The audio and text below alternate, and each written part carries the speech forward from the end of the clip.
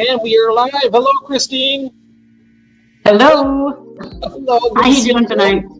I'm good. How are you doing? I'm good. I'm doing good. I'm doing pretty good. It's been a day, and I'm having a good time now. I'm finally able to relax a little bit. I had a a bit of a different kind of day, but anyhow, I just sent the link to Jason, and he may be joining us here in a little bit. Okay.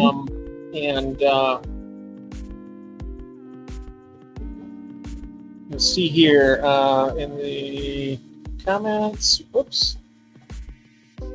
I don't think anybody's in the chat room yet, but that's okay.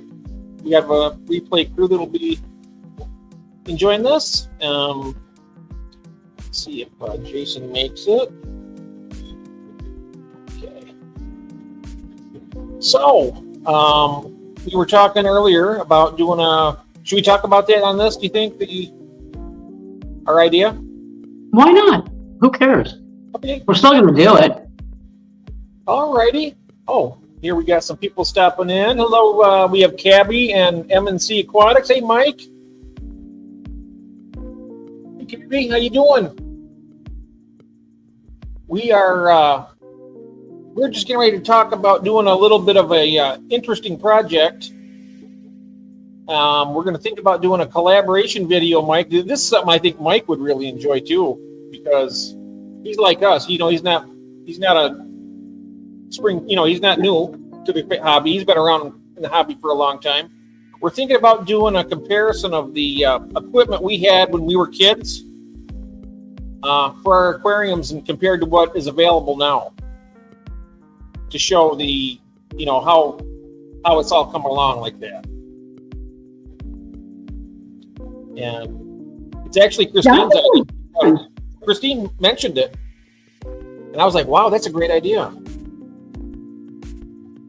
I think it would be really fun because, you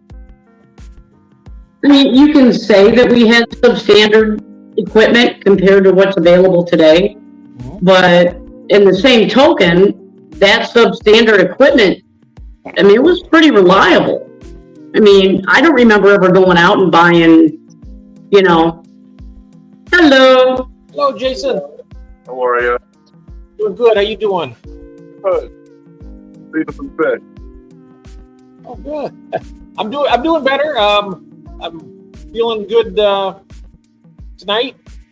This is my time of day, really. I'm a late owl. I always do best at night. Oh, we have Mark Sterlson has just joined us. Hello, Mark. Mark. Hi. Hello, Mark. Oh, that's good. You feel a lot better? Had a nice little nap? Yes. Yep. Awesome. Definitely. I always feel good when I'm streaming at nighttime, especially with you guys. It's always fun. I know. I feel like I'm tuning into David Letterman right now. Oh yeah, you're watching David Letterman? I feel like I am right now. So late right now. Oh, okay. Right. But we were talking about the old. I don't know. Do you remember the old box filters and stuff? The old what? Box filters for internal box filters for aquariums. Like the ones you put your own material in? Yeah. Yeah, I have some. You got some, okay. We were just talking about that was kind of like the standard back when we first got our aquariums back, like when I got mine back in the 70s. They had that. I think that was available. Sponge filters they were around, but they weren't very, I don't think they were real prominent at that point in time. I think they were just coming into fashion, for the aquariums and whatnot. But the box filters were really, kind of like the main go-to along with the under gravel filters. Well, it makes sense because it was customizable at the time. You could do whatever you wanted to. Yes. Now sponge filters are kind of just plop and go when you have so many tanks. Yep. And then there's, of course, and then came the hang-on back builders and that. So that was always, I like those, the hang-on backs. I have a few of those going right now, but most of it's just, now I have the sponge filters in here. And but we were talking about doing like a, well, not during the stream, of course, but we're thinking about doing like a premiere where we put together the comparison of the old equipment compared to the new stuff, and then have it like a premiere. It's like a live stream, but you do it ahead of time, record it, and then you put it on as a premiere, and then we'll be like chatting with the people here in the chat as well, which is kind of that'd be pretty cool. I got an old air pump. I've never used it. It's one of the old school ones with a belt. Oh, really? Yeah, I don't think we had one of those. That's old. Let's see if I can find it. Hello, Sandy. Welcome. Good to see you. This is probably one of my biggest streaming days that I've ever had. I had, well, I was going to be on the Here Fishy show earlier, but I had some technical difficulties. Then we had one at 7 o'clock with me and Jason. And then we were with Christine for the Late Owl. And here we are again. Oh, Tennessee. Oh, wow. I've never seen it. Yeah. I do remember those. Oh, yeah. It's like a little mini blower, isn't it? Kind of like. Yeah. I do remember those. Mm-hmm. Oh. And we have Melvin has joined us. Hello, Melvin. Welcome. And let's see here. I just don't want to miss. Oh, we have Vinoski. Hello, Vinoski. How you doing?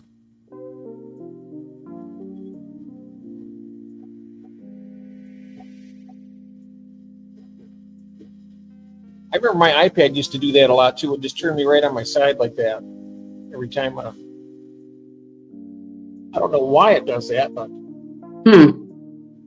Do they still have the?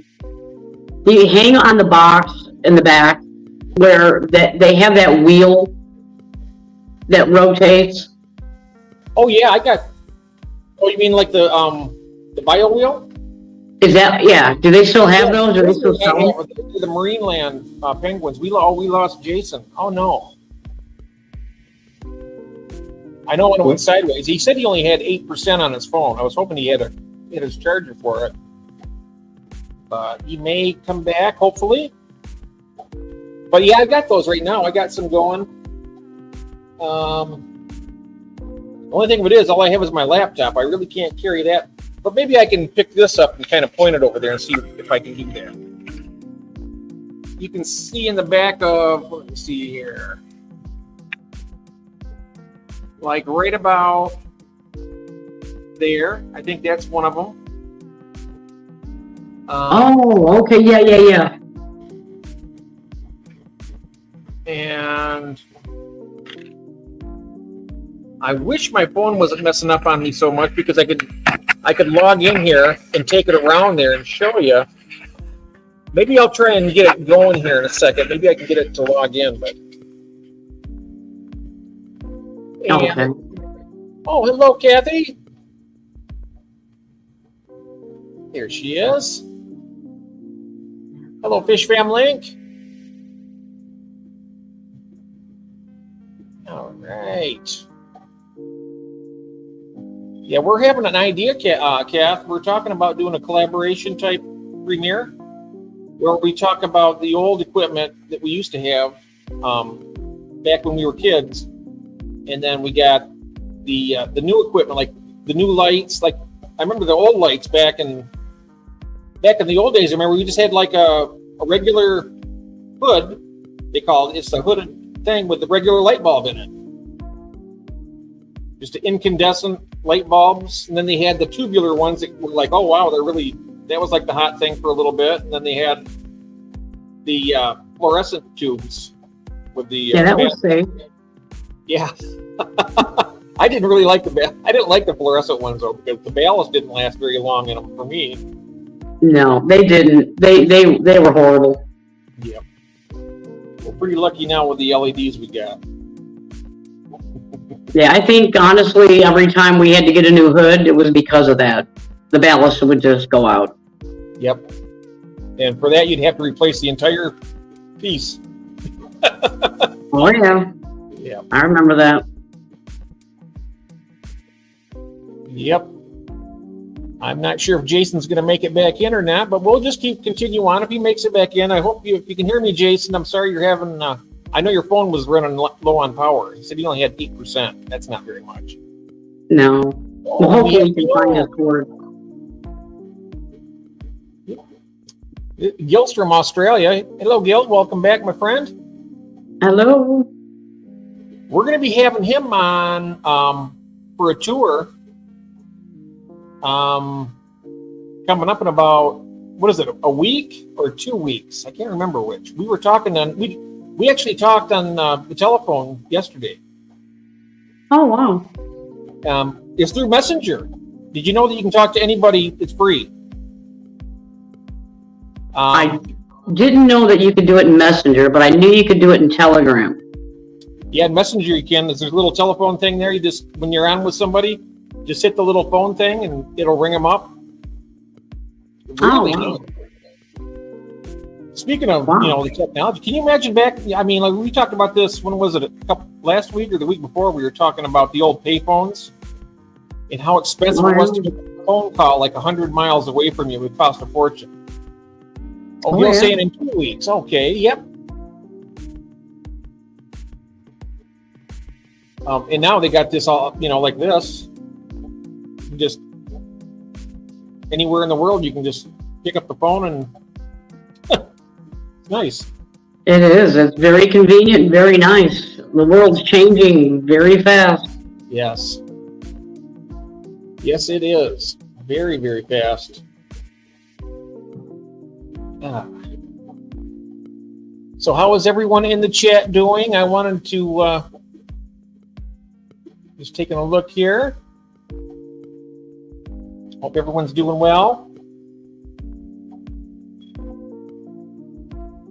I found out that I was in the analytics on YouTube. I found out that when you got your watch hours, it can be up to 2 weeks before they even log on to your number. So I was figuring it out today, and I should have more than enough hours for that first tier that we were talking about. Okay.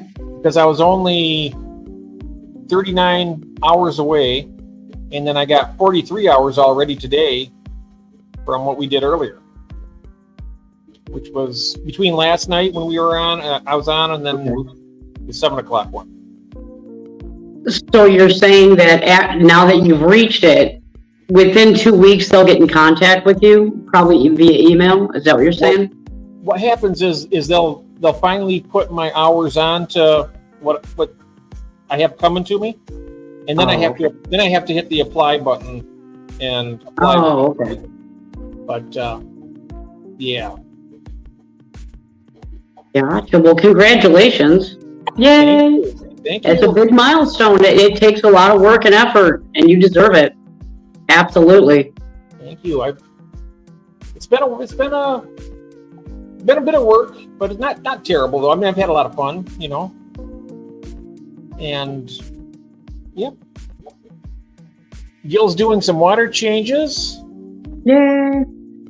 And then also tomorrow night, I'm on with you at 1 o'clock Eastern Standard Time. Is that right, or is it noon? For me, it's noon my time. It would be 1 o'clock your time. 1 o'clock my time, 1 p.m. And then at 7:30, I have MNC has invited me onto his. He's got a new stream coming up on Sunday night at 7:30. 7:30. Yep. And the name of his stream is really cool. He calls it the Wave Makers. Ooh. I thought it was a really interesting name. It's a great name. Cool. I'll make sure I head over there and hit notify me so I don't miss it. Thank you very much, Sandy. I appreciate that. Sometimes, I'm the kind of person I only deserve it because of you guys. That's the way I look at it. I mean, it's not like I really did anything really. I just hung out and talked to people and do everything that I like to do. No, you put the effort in. You know, you could be up there watching Saturday Night Live right now. Yeah, But you're here with us. Oh yeah, and I mean, I wouldn't change that for the world. I tell you what, I like this better. Yeah. You know, I don't like watching television that much anymore. But Yeah, that is same here. nice. Have you met Sandy yet? No. I tell you what, she's absolutely fantastic, just like you are, and you guys would get along great together because just salt of the earth, wonderful people. I've seen her name out there. Oh yeah, she's been around in the fish family for quite a long time, and always supportive and nice. I mean, I know that she's here right now. She gets to see you, and that's I'm great. heading to her channel to see if I'm subscribed. Oh, I'm not subscribed to her. Hey, I just subscribed. She's got another subscriber now. Oh, wonderful. I just subbed to her. Oh, good.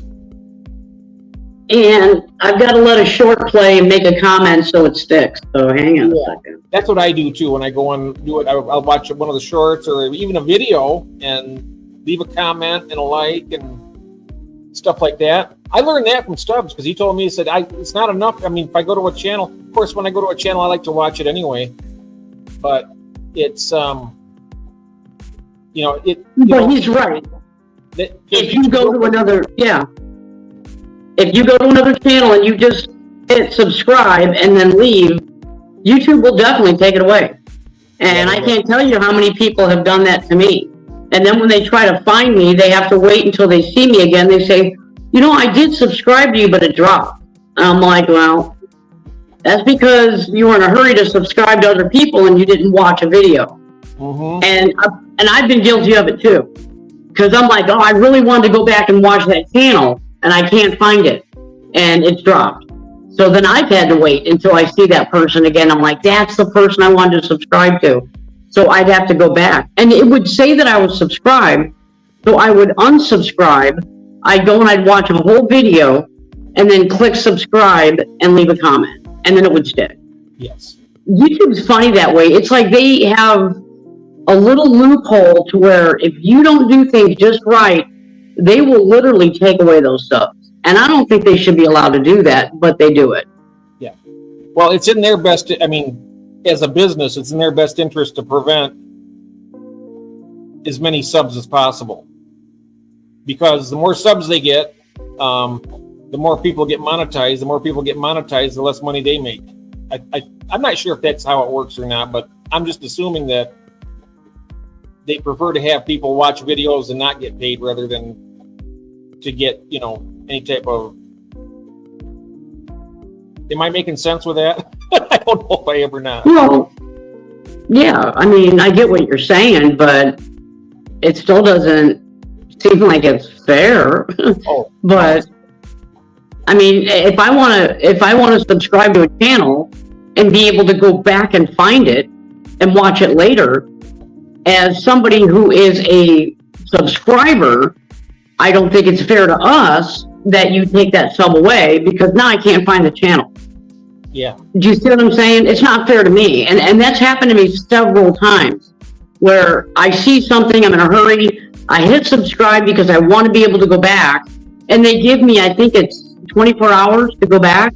And if I don't go back in that 24 hours, then it drops off. Yeah. And that's not fair. No, it's not. Because I'm older. I don't have that good of a memory.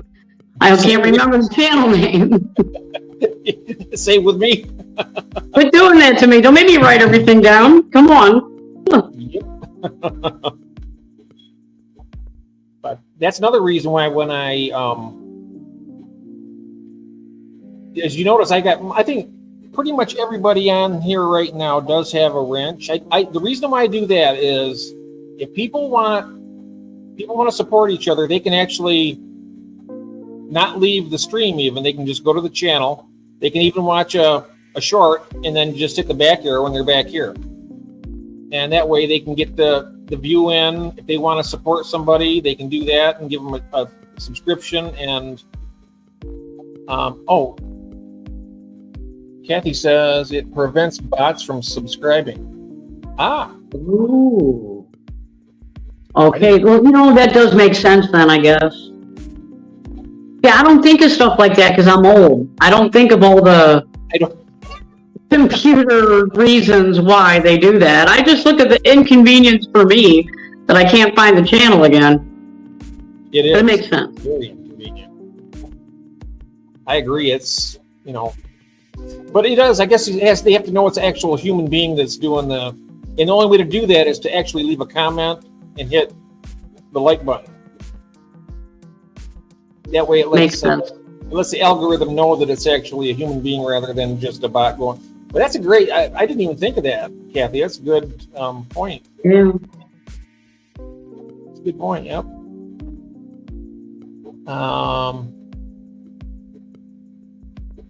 Life lessons, cool name. Who is he talking about here?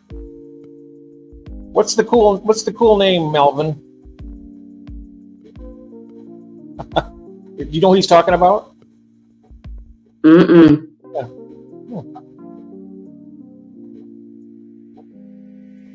Let's see here.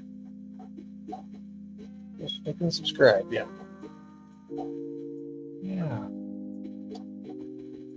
It is cold in Melbourne today, Mark is saying here.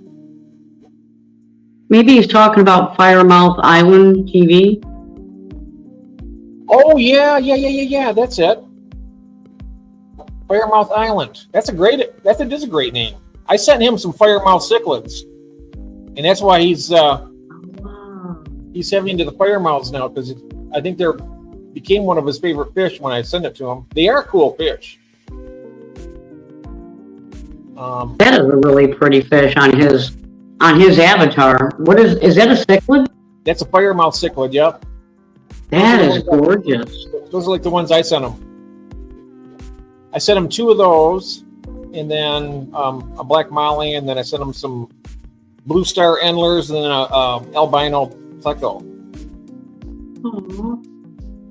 Wow, that is a pretty fish. They are. I got a whole tank full of them. If you ever want some, I could bag them up and send you some. If you wanted to get a tank for them, I got some really beautiful ones over there too. Ain't gonna be that slate bottom one we were talking about earlier. No, that thing's heavy. That thing's gonna stay up there. I'd have to go get a new tank for sure. Yep. And because I got lots of fish to share out with everybody, so and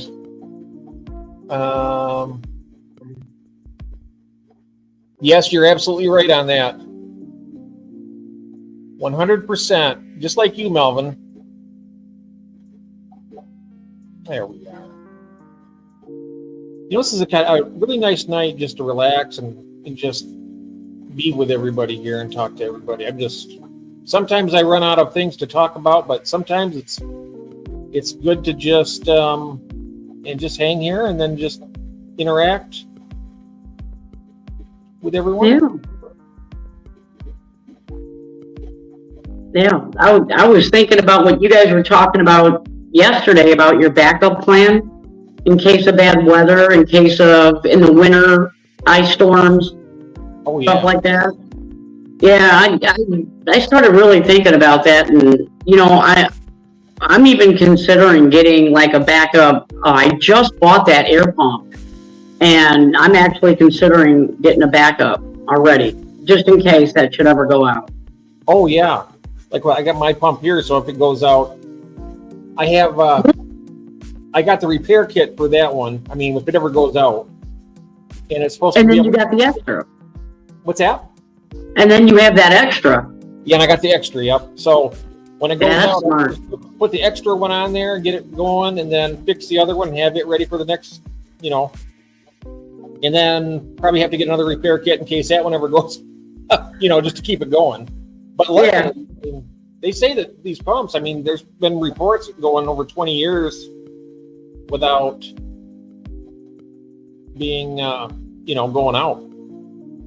But what made me think about that is you were talking about that air pump, and Vince, Twisted Koi. Yeah. Okay, that's how he lost all those fry, is because his air pump quit. Oh. Yeah. So he lost, what did he have? 7 or 9 fish left out of 200, whatever he got? That's a devastating loss. Well, that's what got me thinking about it. I'm like, Jeff is so smart. He's not only got a repair kit ready, but he's got a whole pump ready. I'm like, that is really smart. I never thought about buying a backup. The only thing I need now is the generator in case the power goes out. I got the generator. You got the generator. That's something that I need now to do something like that. And they honest to goodness, per month, they're so cheap. I mean, we bought it when we bought the house. So, when you're switching houses and everything, you have that money to work with at that time. And so we had the money to just pay for it. But honest to goodness, they're not that expensive per month. I think if we were to make monthly payments, it was like $17 a month. Wow. That is not bad when you talk about knowing that your fish are going to stay alive. Yeah. That's a small price, So there's a down payment involved first, and then you pay payments after that? Is that how it works? Or? Well, I guess every contractor is different. We bought it from an electrician. Oh. And ours is a Briggs & Stratton Generac. Oh, yeah. Okay. So, yeah, he sells them. But I could have gone to another electrician and bought it. And his deal was just, either pay me $17 a month till it's paid off, or pay me in full. That was it. Wow. They're offering monthly payments on everything now. That's great. You might want to look into it, because that's why we bought ours. Because I told myself, I'm not living way out in the middle of nowhere with no backup. It's not going to happen. Kathy, if you're still watching, did you hear that? We didn't know that. Everything we were looking at is like $6,000 to $8,000 for a whole home, generator, and we can't afford that kind of money. And I didn't realize that they'd have payments like that, but that would be, like $20 a month or whatever, $17 to $20 a month. That would be really well worth it. Yeah, it really wasn't bad in the scheme of things. It really wasn't. There she is. Pardon me? She heard it. She's right. Just put her up there. She says, "You betcha." Isn't that a great deal, Kathy? Yeah. It is. And you can't go by other people's prices and what they pay, because, like our electrician said, it goes by the size of your house, what you have in your house, and how much wattage you use. So, you might not need one as much as your neighbor or whatever. So they'll fit you in on what you actually need and no more.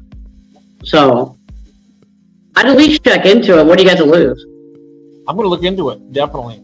Because if I can get a monthly payment on it for it, because we have had, tornadoes come through here and take out the power for a couple days, and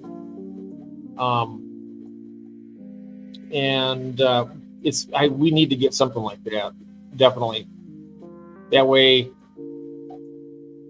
Oh, here's and Kathy saying better than candles in coffee cans. Yeah.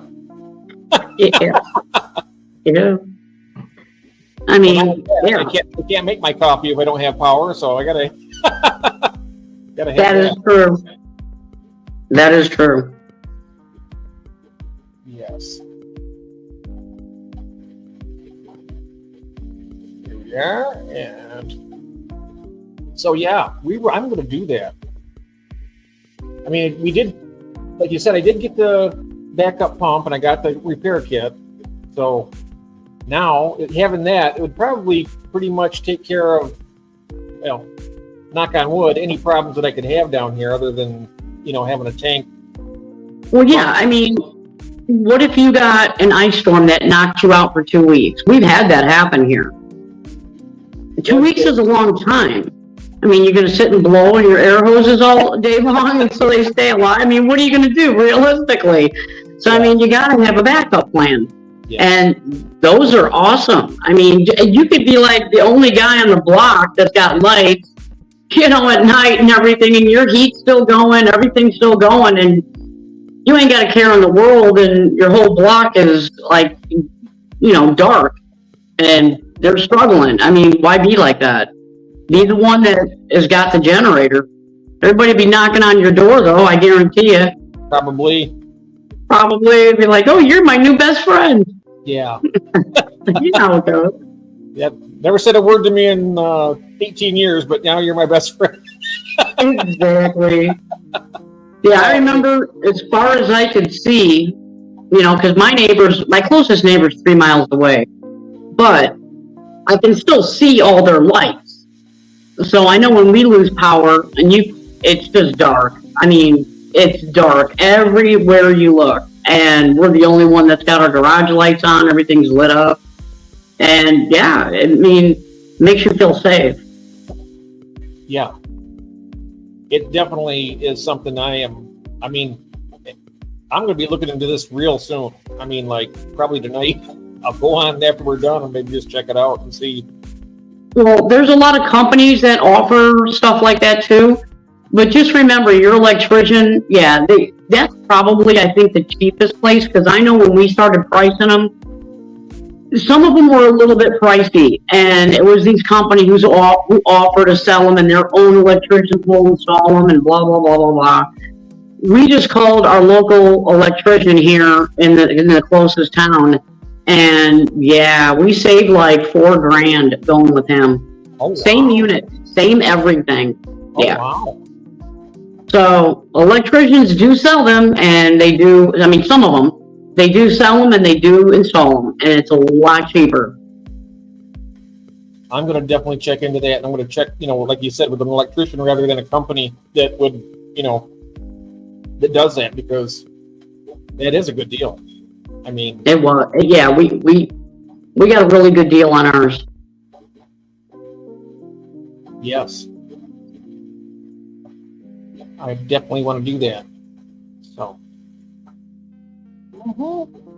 Have you heard anything from Hobbytown about those eggs? Earlier, I know that was it yesterday that they said that he's got a new family. So apparently he does have some fry now. Oh, okay, so they do. But I think Shane is supposed to return sometime tomorrow night, I think. Yeah. That was part of the reason. He said he was going to be on coach, so he's not going to be able to stream. Yeah. He did send me a text on Messenger right before he left to get on the coach. He said, I'll be out of contact for a while, and he'll reach out when he gets there. Hello, Jeff Kane. Welcome to the chat here. Good to see you. Oh, yeah. Just got home a few minutes ago. Right. Oh, here he is. Great. Welcome back, Jason. Sorry about that. I charged the phone for a minute. No problem at all. I figured that I knew you said you only had 8%. I was like, that's got to be it. Yeah, this thing eats the battery like crazy. It's amazing. The great thing is, are you not able to plug it in? So we have like a fast charger, me and the wife share, but it's like this long. It's very short. Oh. But it works awesome. Like within like 10 minutes, my phone's at 30%. Oh, wow. Yeah, it's got its perks and its cons, so I'll deal with the 2.4. The great thing of it is like this, something like this, where something like that happens, you can always charge it up and come back at any point. It's like, just like you did. I was just speaking to Christina a few minutes ago. I was like, I hope everything's all right. But then I realized we're down to 8%. I was like, that's probably what it is. And doesn't last long on the live streams. It just drains the battery real fast. It does.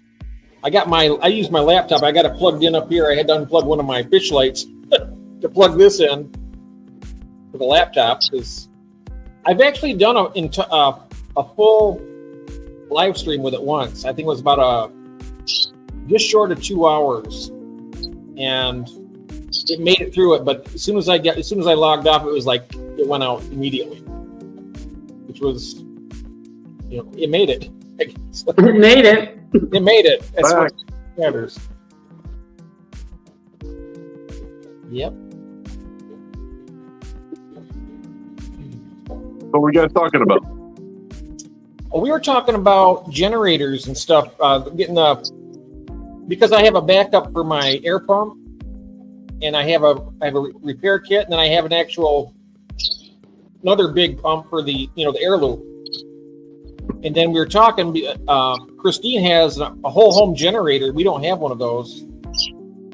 So we're just basically talking about, in a worst case scenario, like an emergency plan or something, for the fish room. Because I got all these. I mean, if I went, they could probably be fine for a couple days, maybe. I don't know. They should be anyway for a few days. But if it's out for like a week or two, I can't guarantee that I wouldn't have a bunch of losses, really. It also depends when you lose power too. If it's like summertime, I'm not too stressed, but it's like wintertime where it starts dropping really cool, that's when it becomes more of an issue. Yeah, I can see that.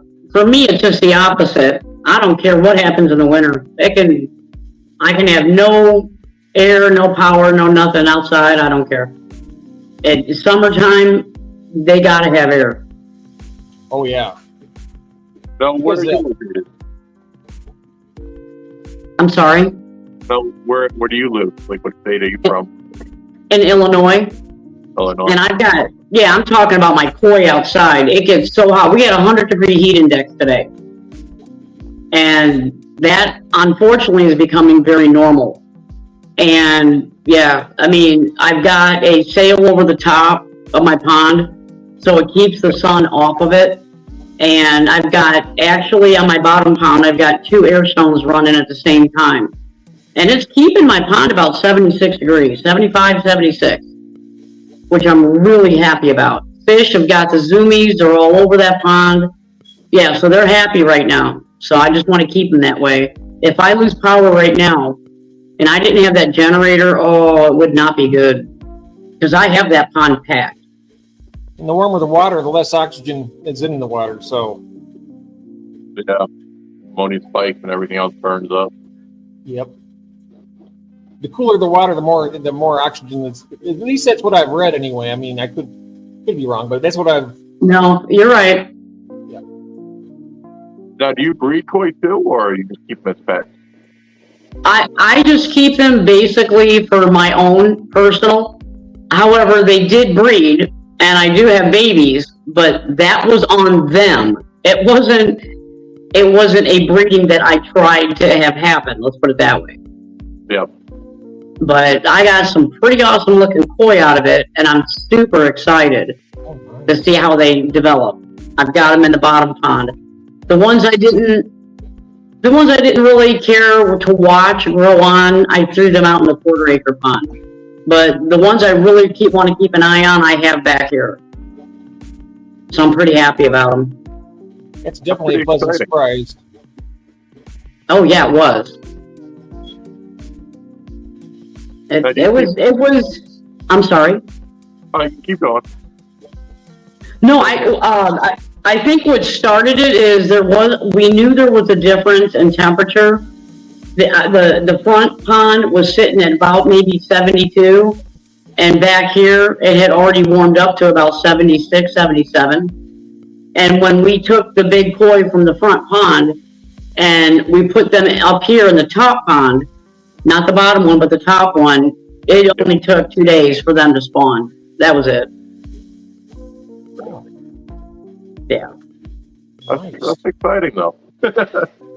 Yeah, well, it was kind of cool because it was nice to see you have this one color fish and you have this other color fish, and then you have the babies and you have so many different colors. And it's like, where'd you come from? Where'd you come from?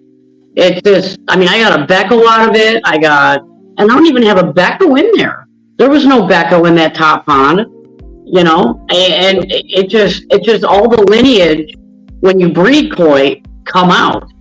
And when they come out, there's times they come out really strong. And you can get a really nice Waku out of it. You can get a good Becco or a Shiro. You can, and you're like, where did you come from? You know, it's crazy. Or you can just get, you know, 100 mutts. You just don't know what you're going to get. But I got lucky, and I got quite a few good ones that I want to watch. I got like 4 5-step Kwakus, which are really nice, and I saved like maybe 3 4-step Kwakus that I'm gonna watch grow on. So I'm pretty happy about it. I mean, for something that I didn't even plan to have happen, I think I got pretty lucky. You know what that reminds me of? When the koi, when they breed, you get different colors and breed them.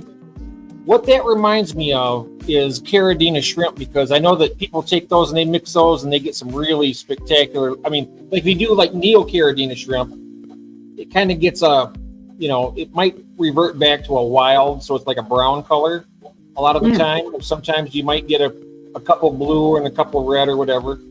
But with the Caridina, it's like the koi. You can get some really interesting looking shrimp out of that. Oh, absolutely. And everybody's always looking to get something that nobody else has. So, I mean, you know, that's the thing. In Japan, they're still trying to breed true to whatever that koi is. But yet they still are dabbling in different varieties to see if they can come up with a new koi. Like the latest one that they came up with, within the last 10 years was the golden corn. And I was able to pick one of those up in Las Vegas. It's a really pretty fish. I mean, it is really pretty, but you don't see the magnificence of it until it is at least 5-6 years old. And then you see all these individual little kernels of corn that come out in the scales. It's just beautiful. So this one's got like 4 years to go before it really looks fantastic. I'm hoping, anyway. That's exciting. Do you ship it all? I don't sell my koi. I don't breed on purpose or anything like that. I mean, this was strictly a hobby that I've had my entire life. I never ever looked at it to make money on it. I just looked at it as it was something that I love to do. And I'll be honest with you, in my area, there's not a lot of koi people out here. There's just not. Around my area. No, there's just not. And it's sad because they're so beautiful and they're so easy to maintain. It's just, I mean, it's like the easiest fish you can possibly maintain. And they're so beautiful. It's crazy. I mean, it's a cold water fish. What do you got to do to it? Not much. Nope. No, it's super easy. You guys, if anything, you guys have the hard work. Making sure the pH is right with this, making sure, I mean, you guys have such technical things that you have to do.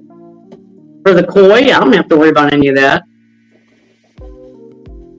Makes sense. Yeah, I don't stress too much of the fish tanks, to be honest.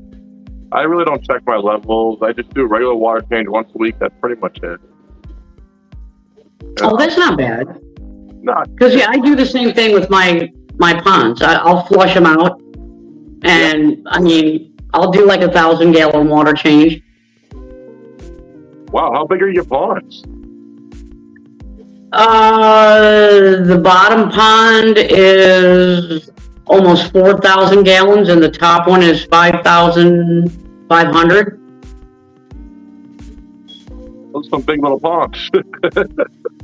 Yeah, they got a lot. I mean, they're 6 feet deep and like 13. One of them is like 12 by 12 or something like that. The other one is 16 or something like that. I'd have to go back and look at the paperwork, to be honest with you, because after we build it, all those little numbers that my husband used to build it are like out of my head.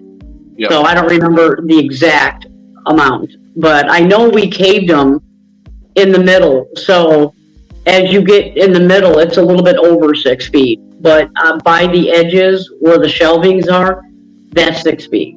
So, I mean, they're pretty deep. Yeah, they're big pond. Yeah. Do you keep a lot of koi or just a couple in them? Right now, I know right now we have over 100 koi. Wow. Yeah. That's a lot of food, huh? Yeah, it really is. It's a lot of food. Yeah, Wow. especially when you're looking at $220 a bag. It's a lot of food. Oh, wow. So what do you, like a bag a month, a bag every couple of weeks? Usually about every 7 weeks, I gotta buy another bag. 6, 7 weeks, right around in there. Not too bad. No, it's really honestly not, but I always buy like mealworms. I'll throw them in. Then I get those Tetra sticks. They love them, and I don't know why they love them, but they love them, so I buy them. And then I put them in there. And, you know, I mean, you're always throwing in more stuff. So it's not just the food. It's all the treats and everything else that gets thrown in with it. And then I'm a notorious overfeeder. I mean, I ain't gonna lie. I mean, when they come up to when they see you and they hear your voice and they know their individual names and they beg and you're like, knock it off, quit begging. And then they come up and they start, I mean, they're like pond puppies. You know, they know that it melts their heart. So how do you not give them more food? I just can't help it. And they know it. They've got me suckered. I know. I'm the same way with my fish. I can't. At the end of the night, when I'm going around turning the lights off, and then my pistos pop up and they act like they're hungry, I'm like, I got to give them a little something. Exactly. Yeah. How do you not? Then I feel bad for the other fish, and I just give them a little bit, just a little something to snack on, at the end of the night. Yeah, a little something. Yeah, I've been known to feed about 4 to 5 times a day. Because I got to make sure everybody's getting something. And then 2-3 hours later, I'll go back and feed them again. Then I'll feed them again. The ones out in the big pond, though, I will just go out there with their bucket towards, I don't know, maybe about 45 minutes before sunset. And I'll run out to the pond, and then I have bluegill out there. And it's crazy because I have to feed the bluegill right at the pond's edge first. Because they're just like, it's like boiling water. That's all you see. Yeah. So I got to feed them first. And then I throw out the food for the koi way out. And so at least I know everybody's getting food. So it's kind of an adventure. Yeah, they're a little more casual. With their dining, they're a little bit slower than those bluegill are really fast. Oh yeah. I got a sunfish here. I throw up the pellets in there, and he's on it before it almost hits the water. Even he's really quick. Sorry about that, Jason. I didn't mean to cut you off there. I was gonna say it must be really tough to try to feed all the fish. Like make sure they're all eating properly. I would assume, right? It is. You just got to, I mean, that's the fun part, though, of feeding them is that you get to watch them. And when you're watching them, you get to inspect them and check them and make sure everybody's, and yeah. I mean, I can't really inspect them very good in the front pond because it's a mud pond. You can't really see too terribly much until they breach. And then you can, really try to look. I videotape it, so actually I can go back and watch the video and slow it down and make sure that they're okay. And there's no red marks, there's, no sores, ulcers, anything. So I can check that on the video. In the back, I can see all the fish, and all you have to do is stand there for a minute, and they're all right there. So you can inspect everybody and make sure there's nobody sulking anywhere. Everybody's waiting to get fed. Everybody's happy. So, but yeah, it's not that bad. I enjoy them. I absolutely enjoy them. That reminds me of earlier, Jason. Remember when we had somebody in the chat that was talking about a similar ailment with their koi? Remember? Yeah. So they were before you had red sores and red spots and missing scales. Scales too. I'm trying to think who that was. But when you mentioned the red marks and that, I was like, that sounds familiar. So That's stress. And it could be stress from water quality. It could be stress from weather. It could be stress from overcrowding. There's so many things that can cause it. I mean, you try your best to pinpoint why it's happening. I had one fish that did that, and I wound up losing her. It was my good Kiyotsuchi, that yellow and black bumblebee koi. ooh. And I figured out what it was. The bog had gone toxic, and it literally spewed out a whole bunch of black. I can't remember the bacteria name that it was, to be honest with you, because I looked it up. I wound up getting some antibacterial, and everybody made it. Everybody's fine, but from what I understand from other koi keepers, Kiyotsuris are very fragile when it comes. If anything happens, that fish will be the first one to go. Oh, wow. That's when you know you got a problem, because they're real fragile fish. And like the one Vince has, that one, out of all the fish that Vince has, that's the one that's got carp pox. So I mean, if something's going to happen, it's going to be on a Kiyotsuchi. That's just the way that's going to go. So It's interesting how that would be more delicate than the other koi. I mean, because basically they're the same species of fish, right? Or are they? Yeah, but it's the combination of what you put together that makes them and how new they are. Oh. And that Kiyotsuchi is a newer fish. Oh. And like if you type in like rare koi, that Kiyotsuchi will still pop up. Oh. But they're not really rare. You can get them anywhere. So I mean, I don't know what classifies rare to Google or whatever, but they definitely are more fragile. And I mean, I know there's certain breeds of koi that are more fragile than others, and maybe one of those was used to breed it to get that color. I don't know.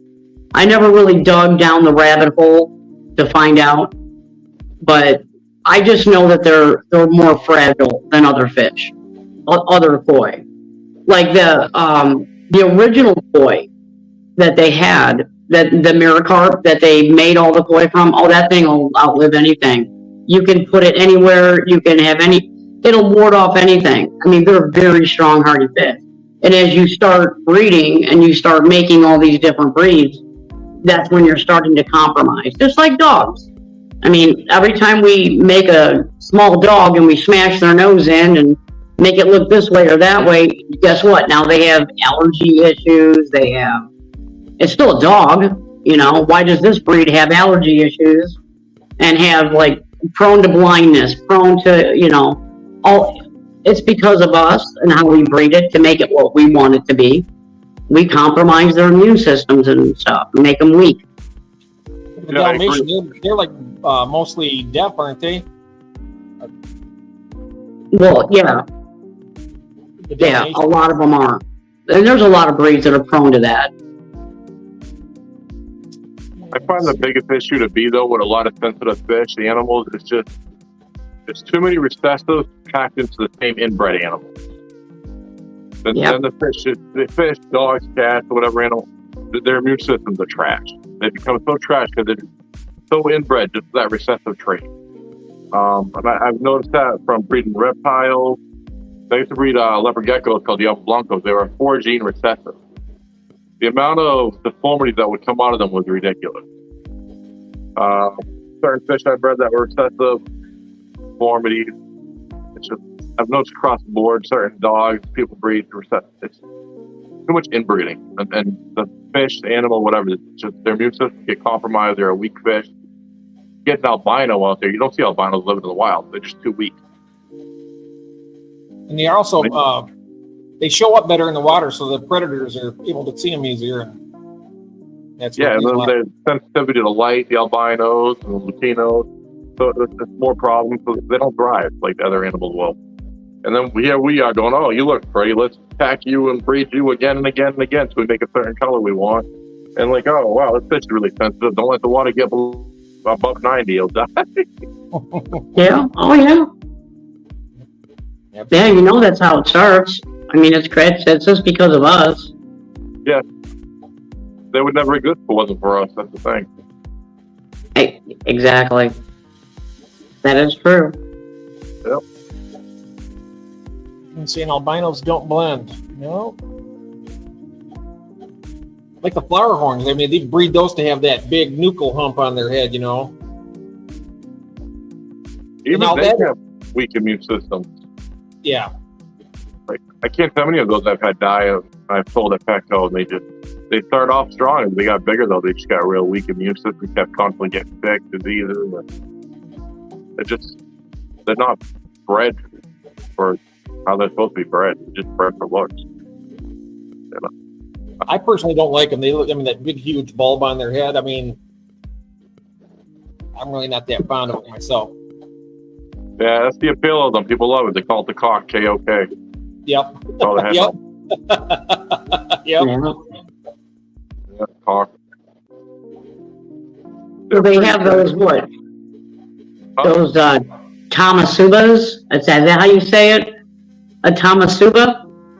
It's like it's a goldfish that they have bred to look like a koi. Have you ever heard of in it? Australia that breeds them?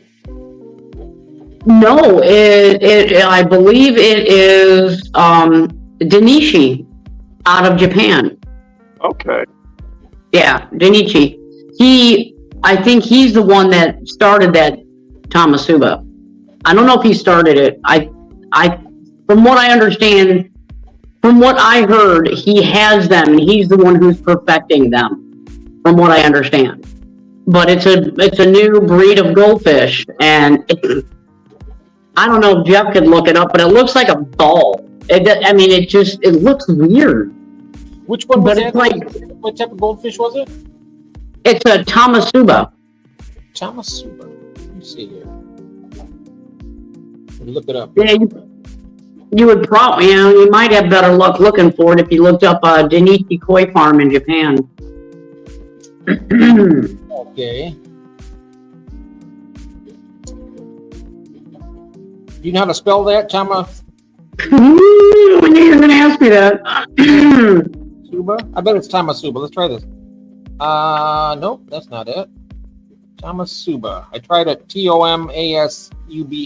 I thought that might be it, but I bet it's Tomi. Let me try that.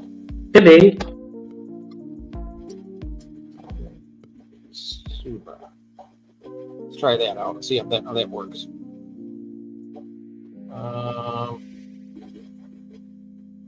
Stop that. No. Nope, that's not it. It's Tama Okay, hold on one sec. Tama Saba Saea Ba. Ba. Yep. Tamasaba goldfish. There we are. Okay, here it is. Oh, that's a big, huge, fat thing here. I know, right? Look at that. A little higher. I can see. Now that I know how to spell it, I'm going to go ahead and bring it up on this one here because I can share the screen and we can see it better. I've been experimenting with that.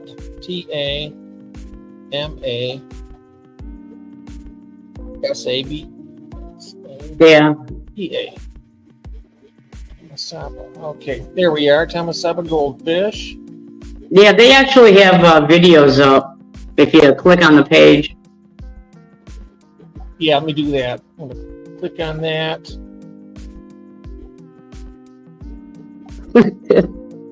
Okay. Let's see here. Yeah, that's crazy.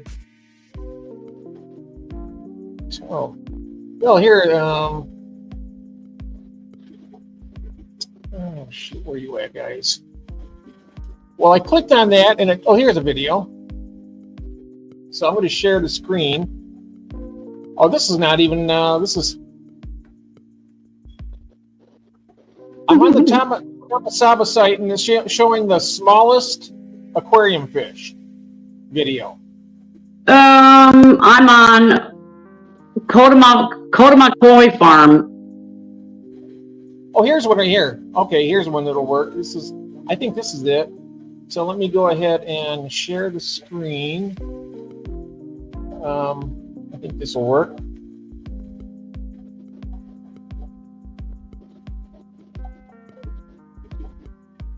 Try this out there. I think that might work. Yeah. So now I got to come back here, add to the stage, and go back here now and click the see if we can get this to begin. Click that off.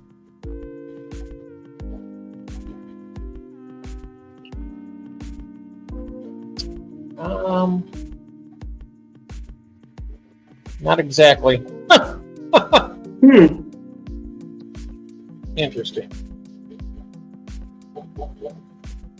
I still need to learn how to do this stuff a little bit better. I did oh, here's a picture right here. Can you see that? There it is. Go ahead. Are those the Thomas? Those look more like no. Those look like just fancy goldfish to me. They're like Okay. pintails. Yeah. And orandas. Yeah, Randas. That's what they are. Dang. Okay. No, here. Let me see if I can do it. Okay.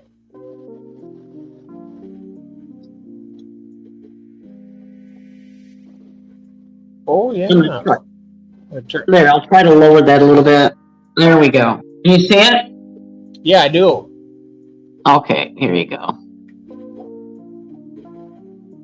Well, you know what? We'll look at this one.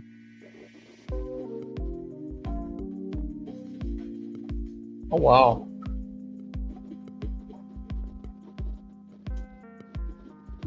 That look like little pearl scale ones. Yeah.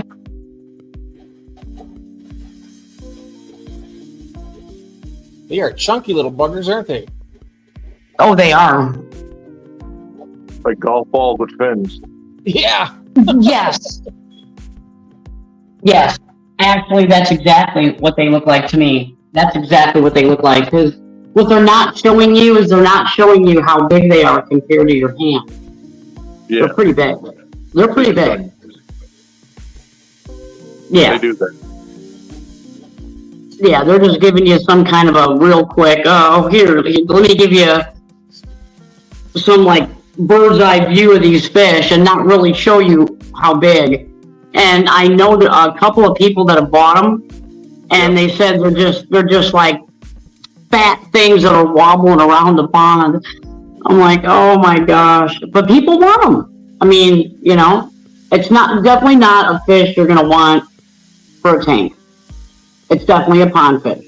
Mm-hmm. Yeah.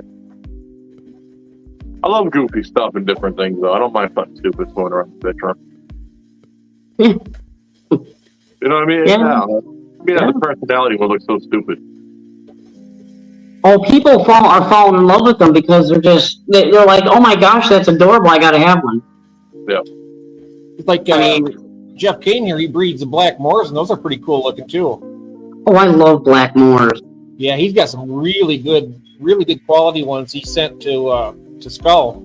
He breeds them, and they are beautiful. Oh yeah, yeah. Black Moors have been around for so long, and they're so gorgeous. There's a reason why they're still available, and everybody still wants them. They're a really nice looking fish. They are. Yeah, he's got some really good ones. He's bred.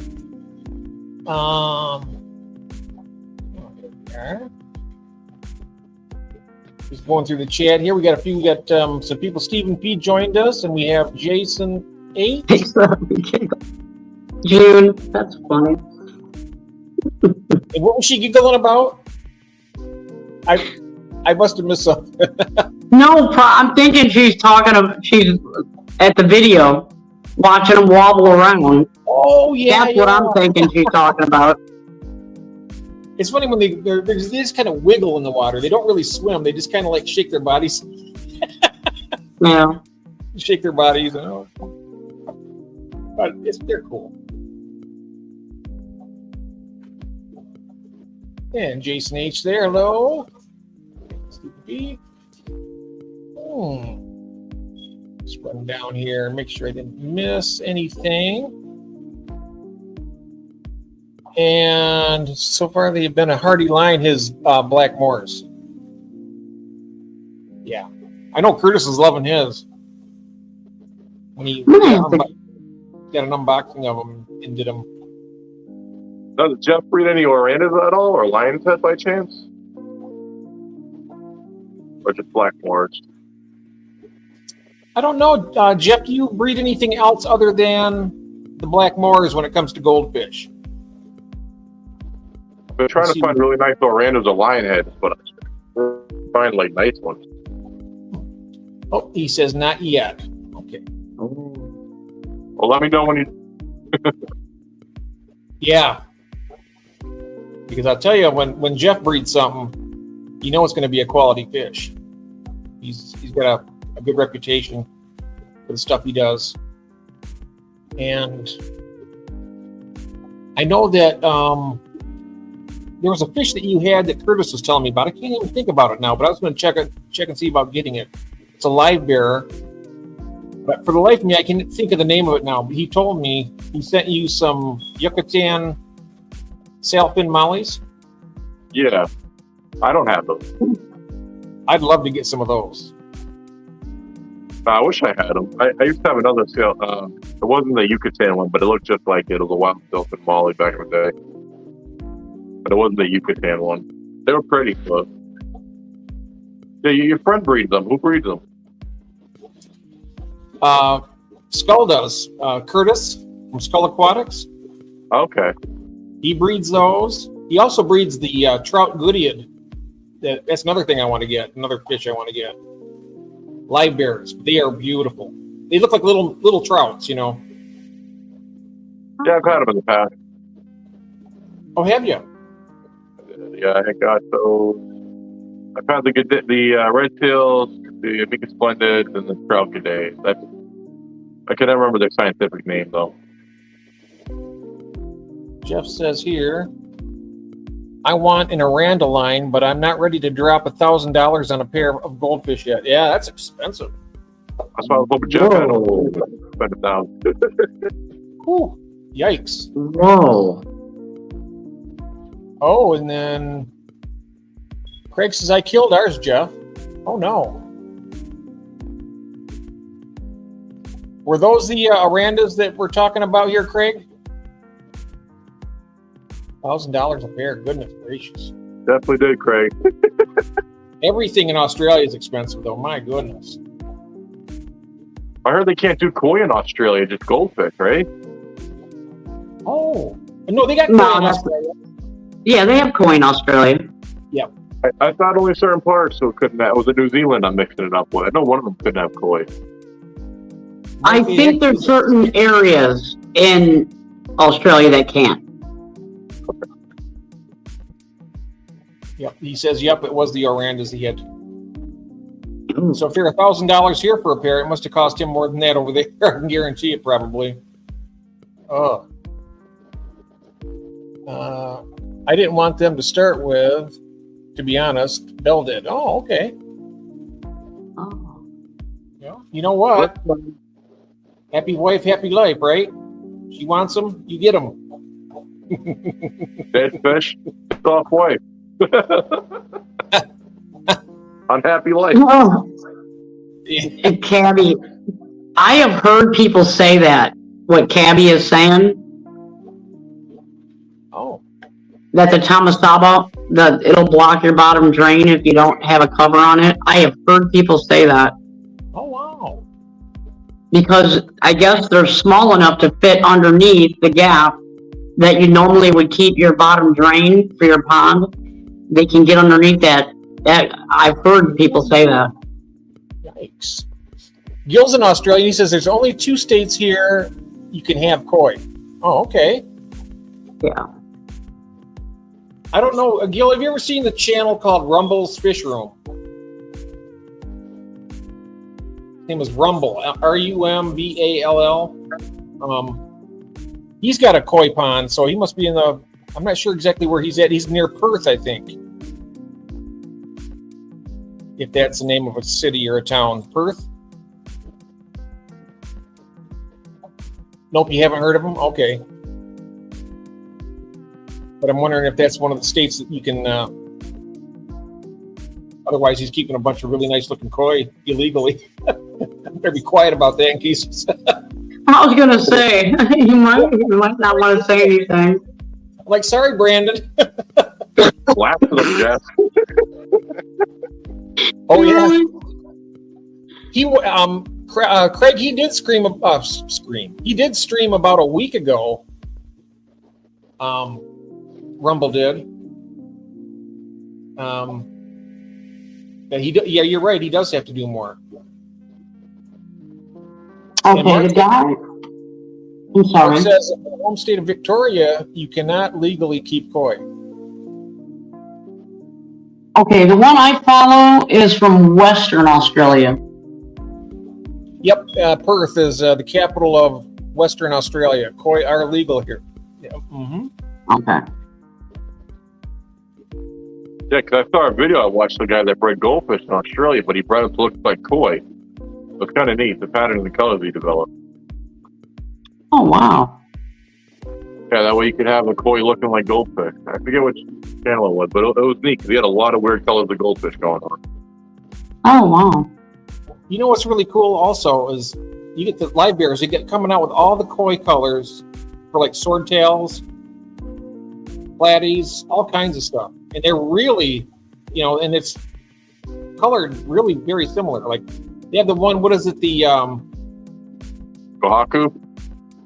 Yeah, black, white, red. What else color is with it? Tricolors? It's like a tricolor, I think. Yeah, tricolor Well, swords. it has, what is it? Tricolor swords. It's a They're like tricolor red and white color. It has with black like freckles. orange or like a red, black, and white. Yeah, they like Sakura names. There's like there's quite a few different names they have. They even do it with the guppies too. I'd like to get Pretty cool. a chart of all the different colors and try to, memorize the names of them. Be pretty cool. I've been trying to learn more about koi, but it's hard to learn their names.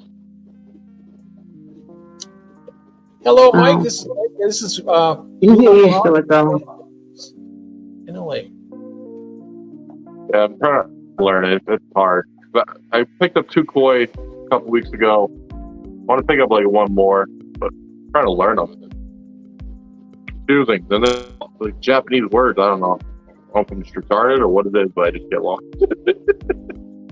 Yeah. I remember Gil, he had a koi pond at one time, and it was beautiful.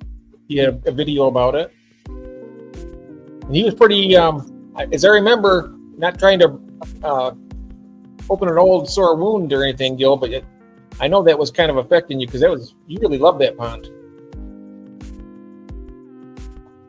And I think he, maybe I shouldn't have said that, but because he did, he was really, really fond of that pond. But maybe someday you get another one. You never know. Never say never. Never say never. That's right. Oh, you'd love to get Stubbs Aquatics. He has some of the really nice shabunkins. He's got long fin mostly, but he also has some short fin, and he gets some really beautiful colors. But he's in Ontario, I believe. Is that? I think he's in Ontario, Canada.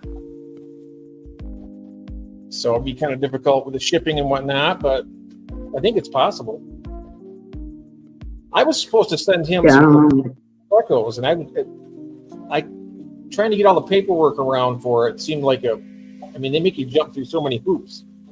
Yeah, he told me that he wasn't going to ship me down any shabunkins because of just the sheer cost of it. Oh yeah, Sandy said yes, he is in Ontario. Yep. Oh, you've been chatting with Chris. Great. He was on the channel last week on the Wednesday Aquatic Addicts Anonymous. He did a big tour. It was really cool. And yeah, he's got some really beautiful goldfish. I like his barbs myself, the barbs he's got inside the house. I mean, I'm more of a tropical tank guy, but I do like, I mean, if I ever, I wouldn't mind having a koi pond at some point. It'll be a while, like, you know, got to prepare for it. And I like the Odessa barbs that he has. What's that? I said, I like the Odessa barbs that he has. Oh, yeah. I love those. Those are so cool. They are. Beautiful red color. I agree.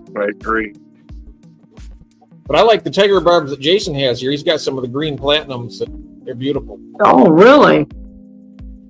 Yeah, so they're like a green and blue. Some like males are green, the females are blue, vice versa, whatever it is. But their babies have come out in different colors. No idea. Really? Yes, I got some that are green like the parents, some that are blue, some that are neon green with stripes, some that are just straight neon green. And I got albinos, and then I got some that look like green albinos. So I have no idea what the hell's going on. Oh, that's actually pretty cool. Yeah, that's very cool. Like some of them came out looking like glowfish. And they're not a glowfish, so I have no idea what's going on. That's crazy. Yeah. That's what we would call the weird and wonderful. I enjoy it. I think a little bag of Skittles. Taste the rainbow. Yeah, that's awesome. That's awesome. Yeah, I love when different things pop up. It makes it more exciting. That's the one thing I love about breeding beta. You never knew what color you were going to get. Same thing with your koi. You never know when they do breed what's going to pop up the color. Gil has Absolutely. an idea here. We should have a look at my old pond. You know what we can do, Gil? We can actually put that video on when you're on the stream. It just has to be an MP4 format. If you can send that to me, we can play that video from here. But I think we can only do up to, what is it, 300 megabytes? So it's a real long video. We might not be able to, but we can always, if you wanted to make, do a clip of it or something that's within 300 megabytes, I think it's like 5 minutes or something. I think that would cover it. Show some of it. That's an idea for the stream. Greg Sage is a great source. Yeah, Greg Sage. That's where Curtis got his Odessa barbs at. And Anthony's here. Hello, Anthony. This is First Class Fish. Good to see Anthony. What? I know I've been trying to look for some head and tail light fish, and I can't find them. I guess they just don't make them anymore, or they don't sell them. You used to see them everywhere. The head and tail light tetras. They were everywhere. They used to be. We used to sell the heck out of them when I worked at the pet shop. I can't find anybody that has them anymore. They used to never sell when I worked at the pet stores. Yeah, we need to get some and start. We need to get some in Jason's hands and have him breed them and get them out to everyone. Oh, they were awesome fish. I had a whole school of them in my tank at home when I worked at the pet shop. I love those fish. Super easy to keep. Yeah. I also like the glow light tetras. Those are really nice. You know, they're really kind of a nice alternative to the. I've never had the neons, but the glow lights are beautiful. I'd like to get some more of those at some point. Let's see here. Jeff is saying it's about a 13-ish hour drive for me. Oh, okay. Yeah, because you're in Wisconsin, so I think it's about an 8-hour drive for me even to get to Stubbs. To get to Chris's. Oh, to get to Stubbs? Yeah, because he's over near. I'm not sure, Sandy. Is he near Toronto? Is it where he's at? Is it near Toronto where he is? That's a ways away. Ontario. I'm not sure. You know what though? But you're not that far from me though. Right. Yeah. You're in Illinois, and I'm like right here in the smack dab middle of Michigan. Oh, okay. Yeah. Right in Lansing. Yeah, you're not that far. Yep. All right, I'm going to have to run away, guys. My phone's going to die again. Oh, no. Oh, no. Okay. You guys have a good night. Nice to meet you, Christine. Nice to meet you too. We'll get back together again sometime. Thanks a lot, Jason. I appreciate it. No problem. Thank you for having me, guys. Have a great night. Yep, have a great You night now. too. Jeff is saying, Sandy, I'm working with Skull to get some of his line, Greg Sage, those Odessa barbs. Tell him to Sandy that. Nice. Yeah, Curtis goes to Greg Sage's, I think, once a year. He actually goes to his house and or his breeding facility, and he comes home with a few nice things. Okay, you can try that if you can. If it's in MP format, MP4, you can email it to me, or you can. I'll give you my email address in Messenger, and I can just add it to the clip. See how that works? I'm just going to show you a little something here. Let's bring the brand up, and then it's basically like when we start the countdown or something. So it's just right here. And it just plays for, up to as long as the video is, as long as it's within 300 megabytes. So that's what I like about this. You got a lot of different options to play little stuff in here,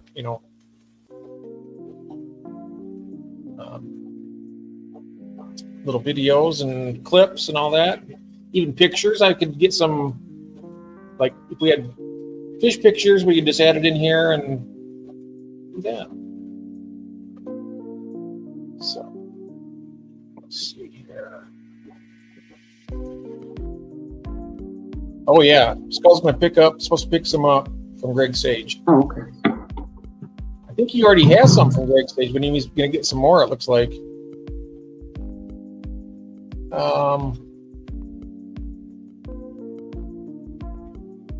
I'm gonna go put a head on my coffee. I'll be right back. You go right ahead, and when you come back, I'm probably gonna get another one too. Go right ahead. All right. We need our coffee. I know that. Us late owls enjoy our coffee and we enjoy our people out here. It's so nice.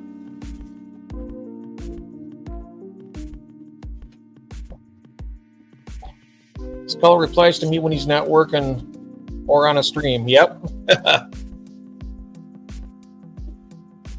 I catch him on Messenger every once in a blue moon. But the thing with Curtis is if he has extra fish to share out with you, he'll do it. He's not a stingy guy. He's very generous with his stuff. And you need the secret password. Yeah, that's right. We're going to tag team on the caffeine.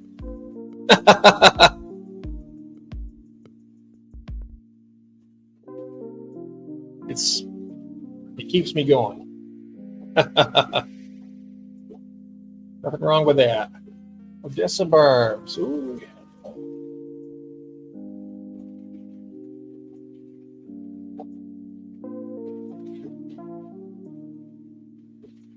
I got the air conditioner on actually down here in the basement. It's not too bad. I mean, it's still a little bit humid, but I got to have this stuff.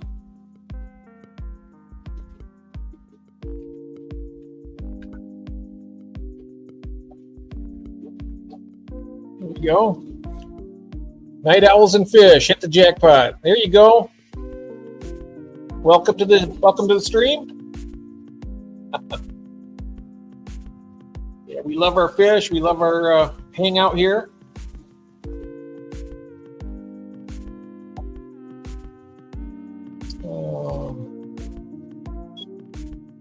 It's only 51 where you are, Jeff. Wow, that's nice. It's a lot warmer here.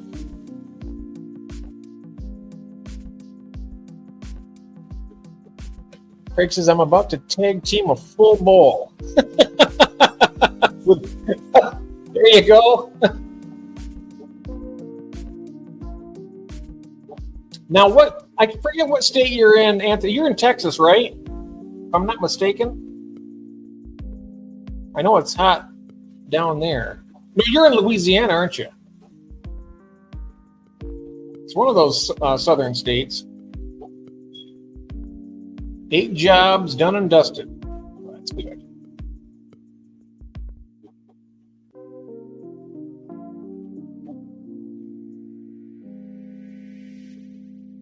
You have the central heating running. Wow. It's always so weird. Oh, yeah. Coffee, it's life. You know, I just love coffee. I really do. We're just talking about how coffee is life. Oh, It is. It is life. oh, go get yours. Yeah, I'll do that. Go Real quick. get your I'll be coffee. back. Thank you. I will be back in a momento. Oh, Okay, guys, see you in a minute. okay. Liquid heaven. Yes. I gotta find other glasses.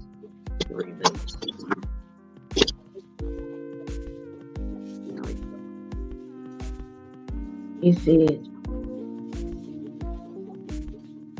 Oh, you're in Arizona. Oh gosh. I can only imagine how hot it is in Arizona. My goodness. Sunny Cleveland. Ah. Actually, I have friends that are camping in Cleveland, Ohio tonight. Yeah, they said it was pretty warm.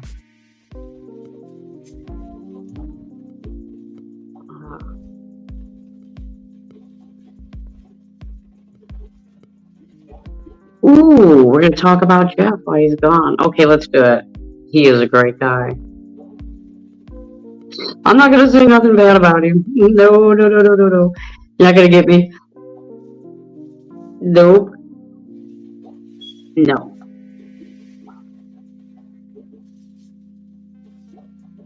I heard the door.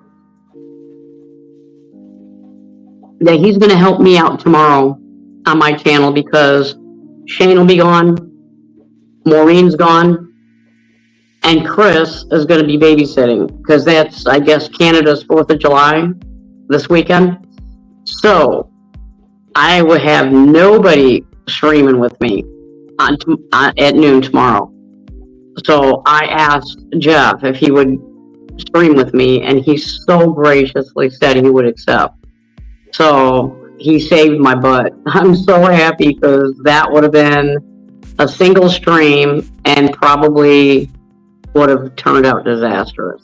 I mean, the way we have our channel set up, the way we do our streams, you need to have at least 3 people there. So yeah, that would have not been a good thing. So Jeff just saved my butt. No, they didn't actually go to Cleveland, Ohio to camp. They actually went to the 911 Memorial in Pennsylvania. And they went to see a bunch of stuff like that there.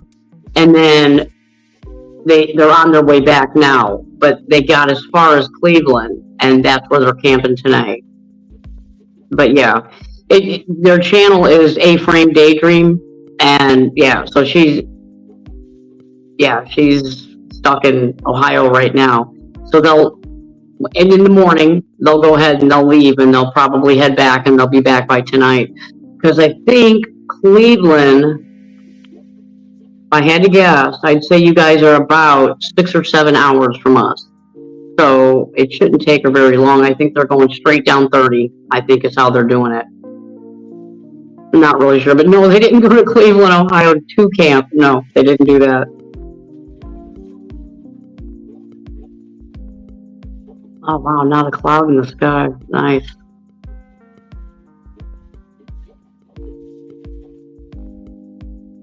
Yes. Yes, this is, it's after midnight, so this is their Independence Day today in Canada. Yeah, that's what Chris was telling me. It's like their equivalent to the United States' 4th of July. Welcome back. Thank you. Oh, thank you for letting me get that coffee. Oh my God, it's so good. I know, right? I know. There's no reason to suffer. No, there isn't. I remember for the longest time, I always thought you got to sit right there and do it. But you don't have to. You can enjoy yourself. Yes, don't suffer. Nope, not worth it. Let's see here. Looking here, Jason's saying it went from 87 degrees to 56. Wow. So, Mike, are you drinking a cup of coffee right now? I bet he is. Yeah. I know he works the night shift, I think. So he's like us. He's up in the wee hours. Coffee is life. It is. Oh. There we go.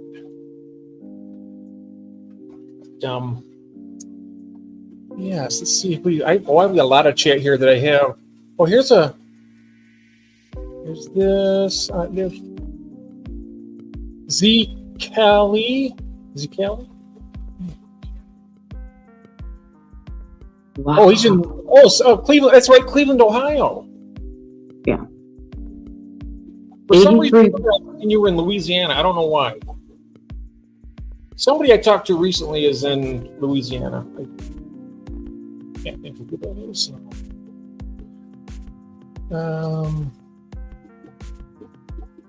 Unpleasantly cool for you.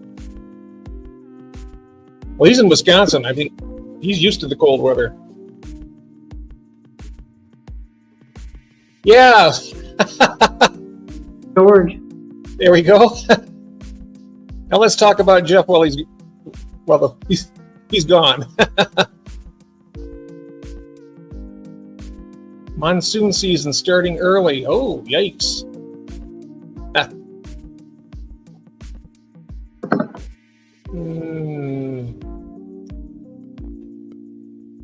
We have 29 people in chat. It's amazing. You guys are wonderful. Thank you for joining us tonight. It's got to be Christine is here. I know that they're here to see you. I know that. No, we all love you, Jeff. Well, why can't you accept the fact that we love you? Come on. I appreciate it. I love all you guys too. So,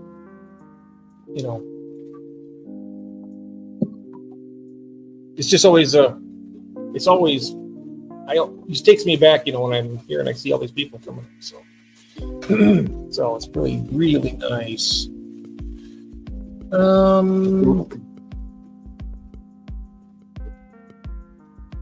Nothing bad to say about me. Well, I don't know. We can figure out a few things, but let's not work too hard on it. No, I agree with him. There's Sal. Hello, Sal. This is DJ Guppy Fish. Just got here. Coffee is life. I'm trying to sleep, but now I want coffee. I have 4 kinds in the house. Wow. Ooh. Always good to have a variety. Yeah, it is. Yeah, coffee is life. Yeah, I only got Folgers, so that's all I have. You drink your black? Yeah. Oh, okay. What's that? I was asking, do you drink yours black? No, I take mine with just a little teeny smidge of sugar and cream. Not quite as light as what Shane drinks is. Let me see if I can. Shane is close to Boston style. Here's okay. That's what mine looks like. It's not really sweet, but it has it just takes the edge out. Do you drink yours black? No. No. I have this stuff. It's called table cream, and you can only get it at Jewel and Jewel Osco, and it's lactose free. Oh, nice.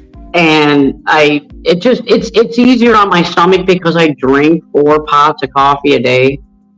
So that's a lot of cream. It's a lot of, I used to go through, that people out here drink coffee and use Coffee Mate. the big tall jug of coffee mate, I used to drink one of those a day. Wow. Yeah. I'm actually using, I got some, I haven't used it before, but I got heavy whipping cream I'm using. It's creamer. Yeah, that's good. Nice and thick. It doesn't use as much. You just put a little bit in there and it really lightens it up nice. Yeah, I'll use heavy whipping cream too. Yeah. I love that in my coffee. Yeah, I tried doing. Oh, I'm sorry. I was looking right here. Sandy's saying that July 1st is Canada Day on Monday. Oh, yeah, okay. Because he was saying that they were there to celebrate the holiday, so he must celebrate it. We're talking about Chris Stubbs. Yeah. Yeah, because he's got the kids for this holiday, and I think what it is they're actually celebrating it on Sunday. Oh, okay. Because I guess, the kids have to go back to work, whatever, so they're actually having it on Sunday. That's why he can't be there. Okay. But I didn't know it was on the 1st, though. That's cool. All right. So the Canada Day, is that similar? Is that like an Independence Day type thing, like we have Yes. the 4th of July here? And Yeah. okay. Well, that's cool. It's real close to ours, Yeah, it is, actually. I'm not really familiar with Canadian history, so. Yeah, I'm not either, but have you ever been to Canada before? Actually, I went over the border and right back. When we were kids, my mom went up to New York by Niagara Falls. And yeah, she went over the border with us and turned around and came right back. I've been to Ontario 4 times. Last time I was there, I'm not sure when that was. I think I was in my 20s when I went there the last time. But I was a little kid. We used to go up with my mom and take us up to Ontario, and that was always nice. Went, did some fishing, caught a rainbow trout. Well, you're a lot closer to Canada than I am. Oh yeah, I think it was like maybe about a 6-hour drive from where I'm at, something like Yeah, that. I probably would have too then, if it's only 6 hours away. Yeah, about 6 hours, maybe 7, but it wasn't that bad really to get there. Let's see here, just looking through the chat. Happy Canada Day from Jeff to Sandy. Yes, happy Canada Day. First Fish, Melvin. Hello, DJ Guppy. Hello, George RB3. Welcome. Welcome to the chat. Good to see you. Hey, Georgie. 77. Oh, yeah, the Pristella Tetras. I love those too. I like the X-ray ones. Have you ever seen them? They're No. kind of like a glass fish. You can see right through them pretty much. Oh, wow. A really black dot on their dorsal fin and down on their anal fin. It really, when they go through the water, it's just really cool looking. They got different types, and they have the regular Pristella. They got the X-ray Pristella. What kind do you like, Melvin? Or do you like just them all of the Pristellas? Oh, wow. It is pretty. Oh, yeah. Oh, you looked it up, the Pristella? Yeah. Yeah. It's got the yellow with the black dot. Is Yeah, this the one you're talking about? Yes. They are really nice tetras. I love that black wow. spot on the dorsal fin there. That's really cool. That is really, really cool. I like that a lot. Mm-hmm. I bet they do look cool going through the water. Wow. He says I drink a quart every day. Just a quart of coffee? My God. I'm sleeping now. Well, get yourself a cup of coffee, Sal. Get yourself a cup of coffee. Come on back. We'll sit and chat and talk and enjoy our evening. Oh, that's right. There, that's what I remember now. Stephen P's in Louisiana. I knew it. Somebody. I just couldn't think that it was earlier. I think it was earlier or yesterday. One of the two. We were talking about that. It's got to be hot. Oh, Louisiana, yeah. Melvin says, We were at 68% humidity. Can you imagine what it was like down like in Louisiana? ooh, it would be dreadfully hot. I don't know how they do it. Yes.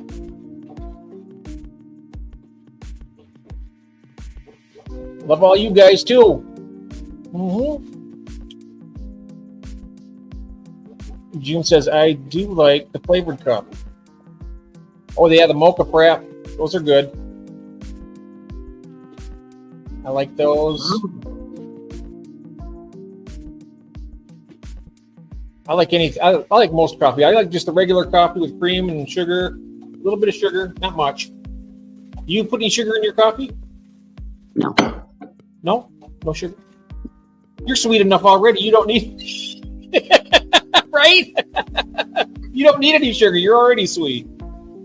Well, I used to, but yeah, no. I stopped doing that a couple years back.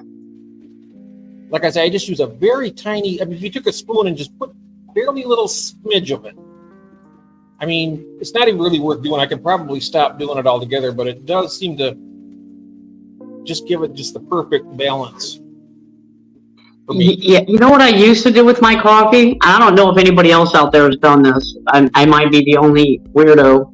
I probably am the only weirdo. But what I used to do is I would take a black cup of coffee, and you have those green pimento olives. Yeah. The green olives with pimento. I would go ahead and put one in there and stir it around and drink it. You wouldn't believe what it does to coffee. Wow. There's no bitterness. It kills all the bitterness out of your coffee. And all you actually taste is coffee. That's it. Wow. I've never heard that Try before. it. Yeah, try it. I've done it. I used to do it for a while. It works. It really does work. Because I was having a really bad time with heartburn because I drank so much coffee. And yeah, somebody gave me that tip and said, hey, put a green olive in it and do it that way. And you can be able to go to sleep without heartburn. I did, and I couldn't believe it. Now, did you drink the whole olive in it or just the pimento part? No, you just take just the whole olive out of the jar. Oh, the whole green olive. Oh, Pop wow. it in. Just pop it right in. It works. I can't believe it works, but it does work. My goodness. I'd have never believed it unless I tried it. I might have to check that. Stream Elements subbed up. Oh, nice. I'm not sure what that means. Did Stream Elements sub you? Interesting. Let's see here. Let's see here. What's Kathy saying here? I used to go every day for lunch until border guards suspected us of smuggling. Oh, that's right, because she's from Detroit, and they used to go across, what is it, the Ambassador Bridge? So seeing her going back and forth. Okay. They thought she was smuggling dope across from one country to the other.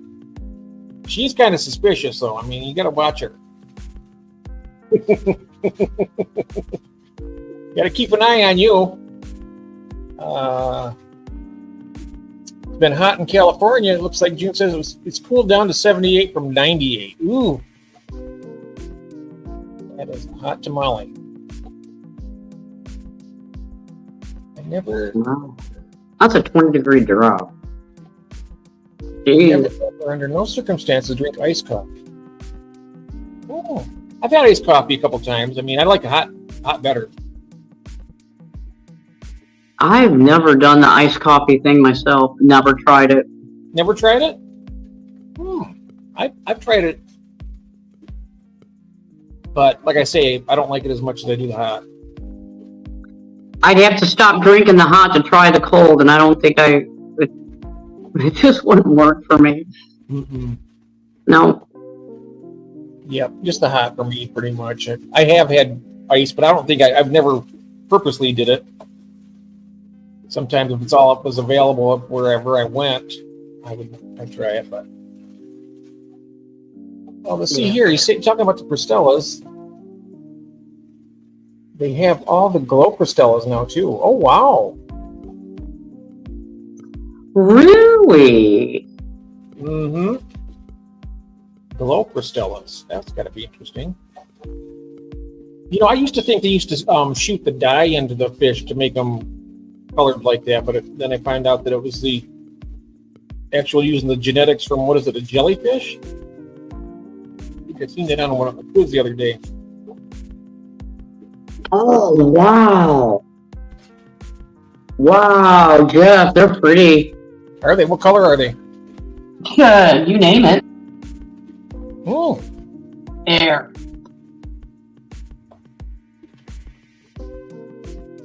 Oh, wow. Do they still have the black spot on their dorsal? Yeah. Oh, here, let's do that. Oh, they do have it. Oh, nice. It's not as pronounced. Not as pronounced, but it's still there. Okay. Yeah. Yeah. I think I'd go for the regular one first. But those are nice. Have you seen the glow angelfish? They're just starting to release those. I seen a video on it. They're come out and they're just like a really brilliant. They're like hot pink. They're really deep hot pink. Beautiful looking fish. Let's see. Yeah, they're glow angelfish. Let's see. I can probably look it up here too. Maybe I can find it. Let's see. Oh.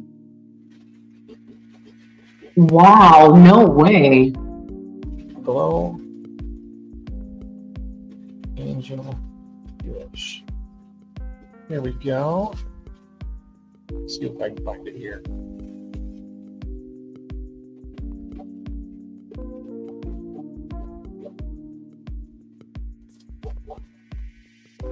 Nope, that's not it. Took me to Chewy. I'm trying to find one that's got like a video. Yeah, I'm here at Glow. It's the actual Glowfish site. Let me see if I can find any. I'm not gonna do that. Let me see if I can find angels. Glowfish. Oh, there you go.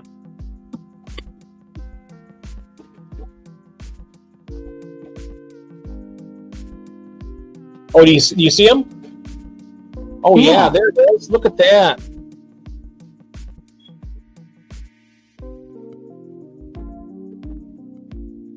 Those are pretty cool looking. They are. I bet they cost a fortune right now too. Oh, let's find out. Be interesting to see.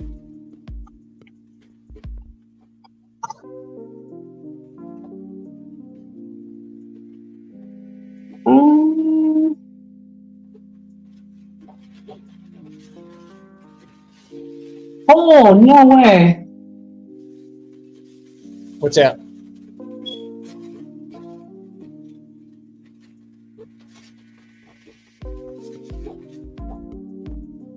I'm going to put you on the big screen here. Hold on 1 second. I'm trying to find the angels. They got glowfish cories.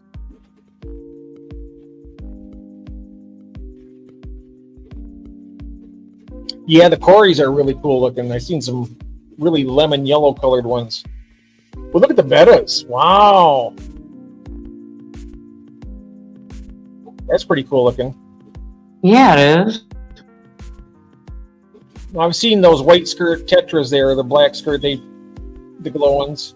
There's the tiger barbs. Sunburst. Well, those are cool.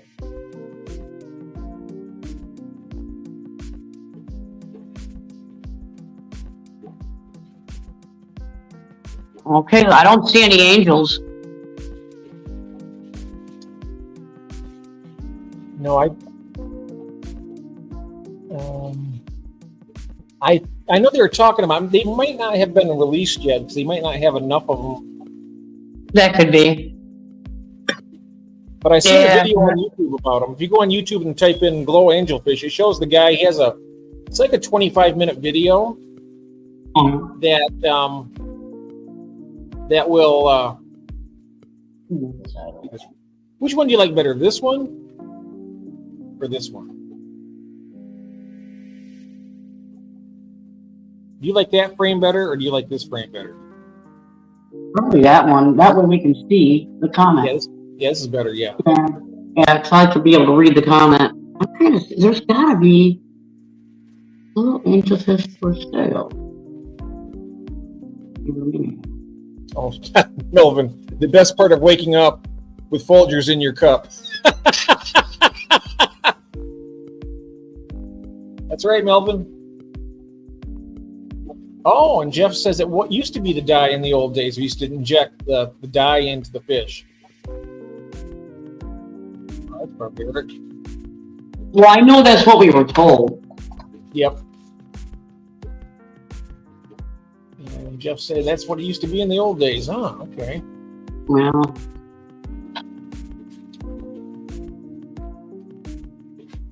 yeah, I think you're right. I don't think.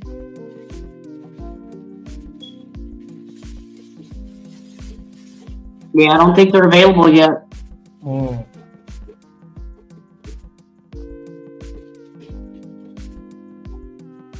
I only need one, Jeff B. Ah!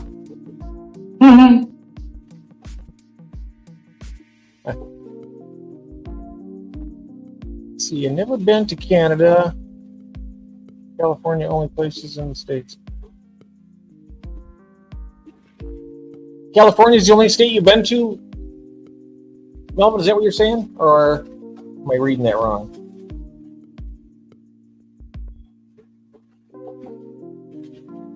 Wow, yeah. I can't, there's nobody that's got them for sale. Hello, Big Steve. Welcome. We're just down here having some coffee, hanging out with all the other late owls. And we're having a good time talking about fish and lots of stuff, actually. I really enjoyed the conversation we had about the backup plan and stuff. That's really cool, too. I mean, it really is a good plan to do that.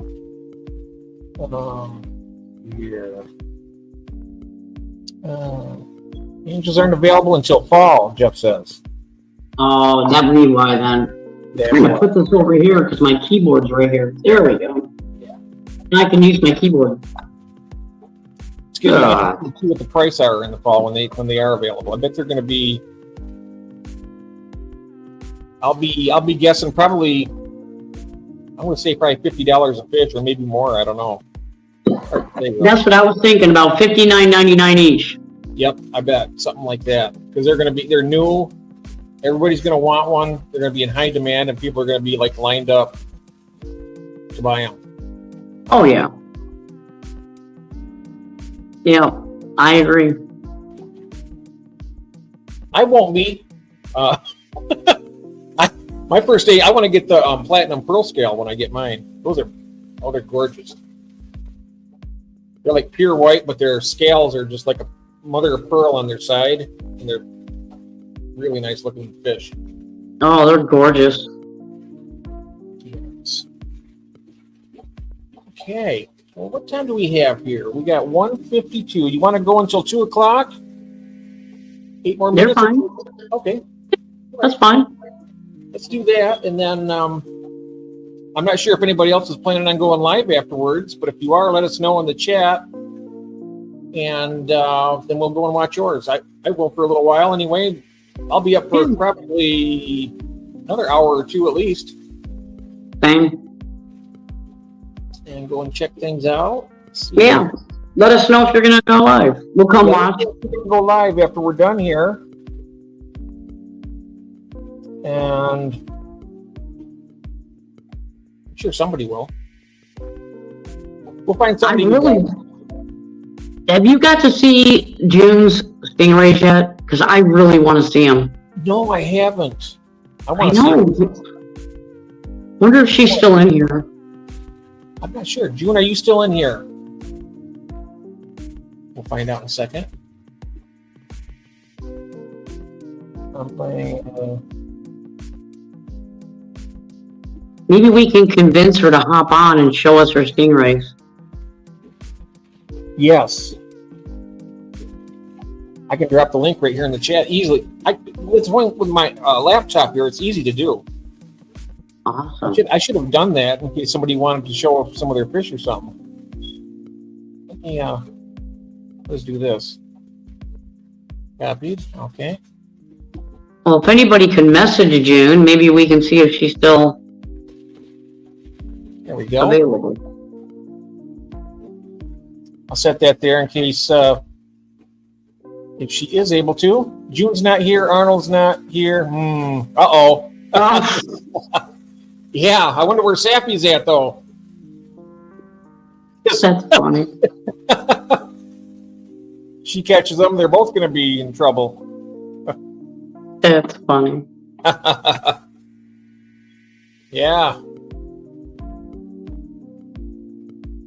Yep.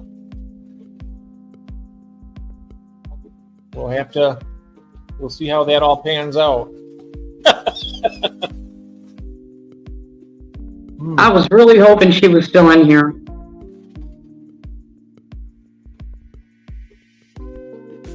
Yes. She was here for quite a while, though. She might be. I know she was talking about I think she was doing water changes, I think she mentioned. Yeah, I think it was her. Yeah. I think she was doing water changes. She might be just doing that and listening. Yeah. Possibility. We've got That's right. 21 people in the chat right now and watching us. Nobody else wants to come up and show us their fish? Yeah, if anybody would like to, I dropped that link. I can always pin it to the top too. Let's see. I don't even see it now after I dropped it. Where's it at here? Yeah, it's right above Gil's, I believe. Gil's Fish Room. Oh, Gil. Okay. Yeah, it's right above his. All right. It's down this way. It's under Jeff's, above Gil's. Okay. There it is. I'm going to go ahead and pin that to the top. Well, it's not going to let me pin it. That's weird. I click on the three little buttons there next to it, and it says I can delete the comment, put user in timeout. It's going to put myself in timeout. Are you Yeah, kidding put me? yourself in timeout. That's. I can even ban myself here, it says. Ban user and delete. Oh my gosh! What the heck? I've never seen that before. That's crazy It is. Wow. and scary. What if you did? What if you did accidentally ban yourself from your own channel? It'd be the end of it. I would have to. That would be Wow. a terrible mistake. And here I am at the brink of getting ready to get my hours in. Oh my gosh! Can you imagine? I tell you, sometimes after the days like the day I had today, I wouldn't be. Anything goes. Oh my gosh! Remember that night you accidentally banned Red Laser? Can you imagine if you accidentally banned yourself? Oh, that would be just too much. Just saying, Wow. Gil, did Arnold abduct June, or did June abduct Arnold? Ooh, I don't know. Might be a little bit of both, you know? yeah, I was gonna say, I think it could be a 50-50 thing there. Yep. Oh, he's asking if you're clicking on the right comment. Are you sure you clicked on your name and that link? Yeah. I mean, it looks like you did. Yeah, I did. Oh, just don't hit those Don't hit anything in those buttons though. Oh, I know. Oh, yeah. Oh, that would just be horrible. Again, okay. If you scroll down, it's right above gills. There it is.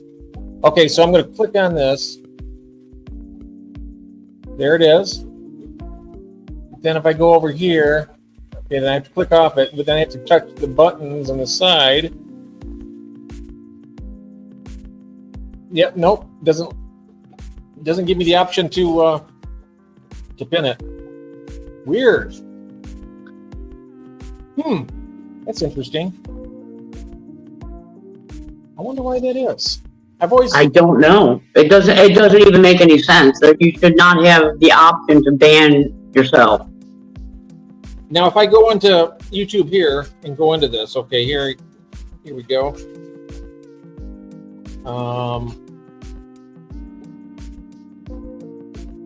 I can. Yeah, I've seen that before on my own comments. Oh wow. Here it is. Now on here, oops, what are you doing? Oh, not that. There it is, pinned message. I was able to do it with my phone. Now it's pinned at the top. That's crazy. Isn't that crazy? I can't do it on the machine that I'm streaming from, but I can with my phone. God, that's weird. That is so crazy. It is. That's like a major glitch. I mean, Yeah. Wonder how many YouTubers have accidentally deleted themselves off their channel. Ooh, I don't know. That's crazy. I was able to do it with this, and I got it pinned up at the top, so. Yeah, but yeah. here's the thing too. You're going through StreamYard. Yeah. I wonder if you could still log into your YouTube account if you accidentally do that in StreamYard and still get to it. Oh, I don't know. Here's Gil. Wait, there he is. Hello, Gil. Hi, Jeff. Can you hear me? I can hear you. Let's go. I'm going to put you over here. And me and Yay! let me get rid of this comment. There we are. Okay. How we doing? All right, mate. This is the new planted tank. Oh, that tank is gorgeous. That's the one where we had the premiere. Yeah. That's gorgeous. It is. Wow. How could you not look at that all day? Oh, I know it. That is beautiful. Now, you have your cherry barbs in there. Is that right? Ember Tetras. Oh, you have ember tetras. Okay. Embers and Prosperas. Oh, they're beautiful. We can see any. I thought you were going to put your cherry barbs in that tank for some reason. I don't know why. But then No, I was going to, but I like the embers. They're a bit smaller and they school a little bit better. yeah. You do. Oh, I love that, how that's growing around the trunk of that beaver stick going up there. Oh my gosh, that is gorgeous. Isn't that? Yeah, it needs Oh a my good God. trim. Yeah, that's really. And what are those? Those are Prostellas right there, aren't they? Yep. Nice. Yeah. Those for a while. They are beautiful tetras. Yeah, they're really underrated fish. I love them, and they're tough as old boots. Yeah. Yeah, they're nice and hardy too. From what I've read, they say that they have really good luck keeping them. And see this here. Yep. Yeah. I've had a tank crash, and they were the only things that survived. Oh wow. Oh wow. It's Gosh, I love that tank. I know it.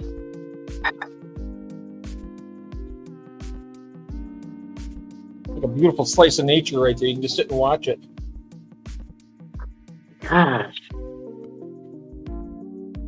going to put my screen on full screen to check this out a little bit better. Oh, wow. I know, it's gorgeous. Just put it on big screen for me. Full screen. Nice. Oh my gosh. Yeah, I know it. That is absolutely stunning. How many gallons is that? I think it's. I'm not sure. It's 4 foot by 18 inches by 18 inches. Oh wow. I think it's 200 and. I think it's 60 odd gallons, isn't it? About 65 gallons, I bet. 60, 65. That's a nice tank. Nice size tank. I love that. Wow. Next door. Ooh. Some more baby geos growing out. If you can Oh, see them. you got the Geophagus there, right? Yep. Oh wow. There's also some snowball plecos in there, but Ooh. they only come out when it's feeding time. Now, are those the L2O ones? Yep, that's it. Those are nice plecos. Oh, look at that fish. Wow. Isn't that neat? I love that. Yeah, well, this is just a bit plain. I just threw that stick in there for something to have in there, and once this has grown out, I'll scape it out. Once I've got rid of all the geos, move them on. Yes. What else? What other lights are on? Most of the lights are off because it's in the afternoon here. Ooh. That's the grow out albino cherry bars. Now, you bred those, right? Yep. Oh, wow. I want to breed mine. I just got to get my tank arranged where I can move the container once I get it. I haven't even put it in there yet, but I got to get them in there so they can breed and drop the eggs and get a little tank set up. Wow, that's nice. I love those albinos. Yeah, they're good, especially when you get under the full spectrum light. They look unbelievable. Nice. And what else on this? This one's for Christine. There's the house plants in the tank. Holy cow! Look at the size of that. They're parlor palms and that one's a peace lily or spathiphyllum. Wow. And they're just grown in I don't know if you can see little pots cut into the top of the polycarbonate.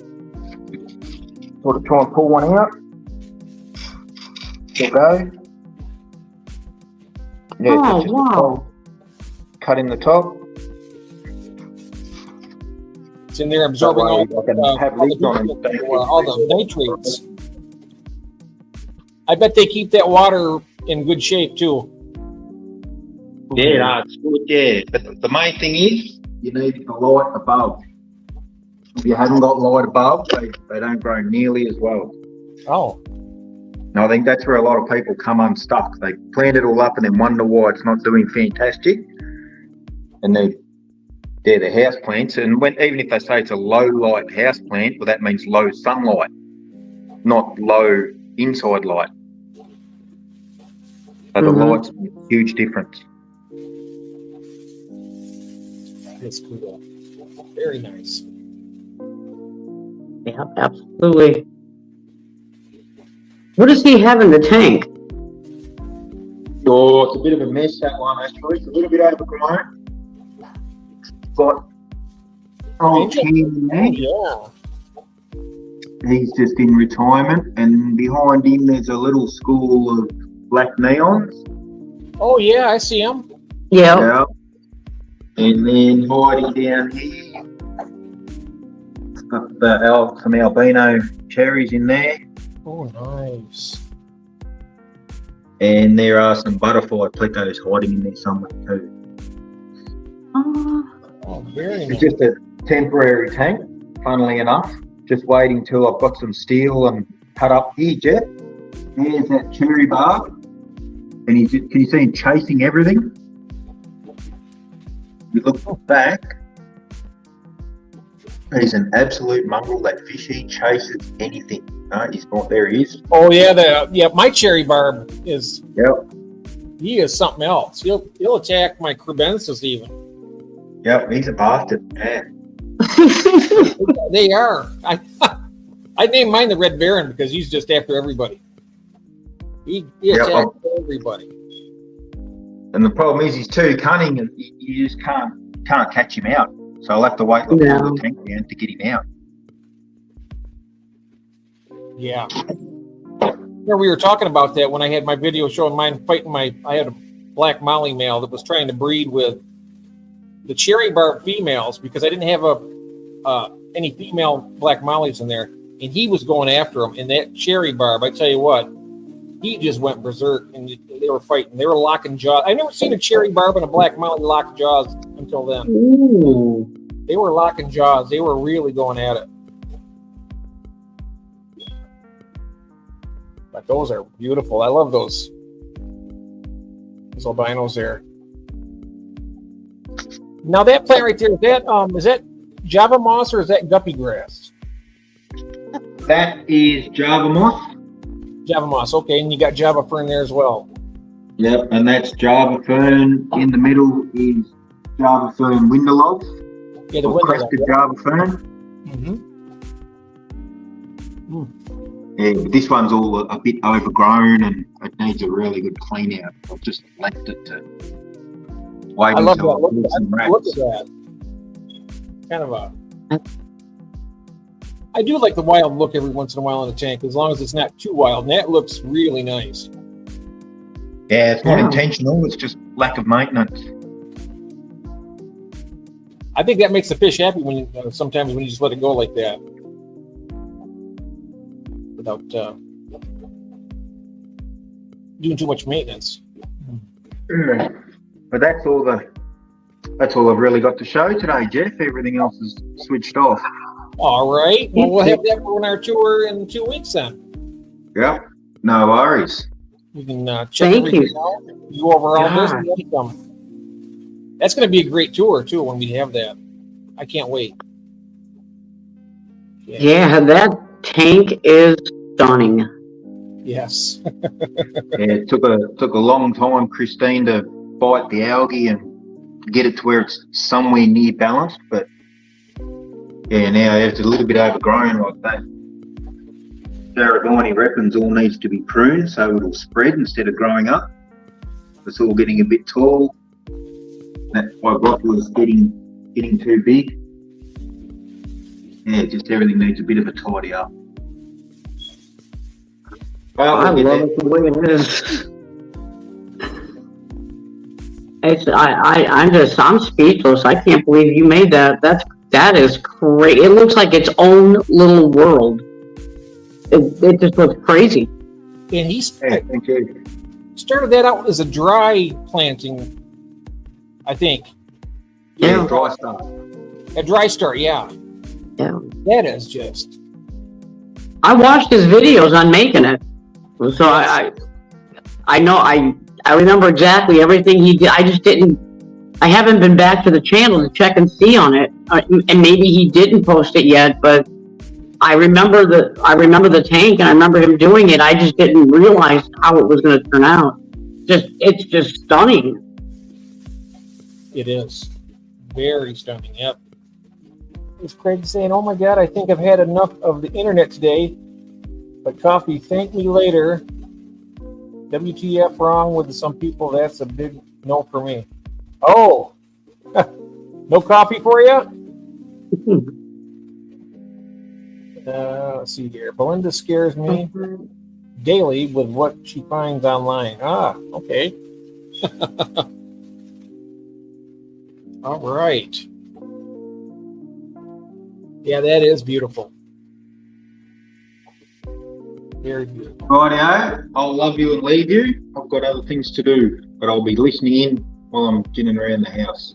Thank you, Bill. Thank you so much, Bill. I really appreciate it. It was really No fun. worries, mate. I'll talk to you later on. Okay. All right, see ya. Thank you, mate. Bye-bye.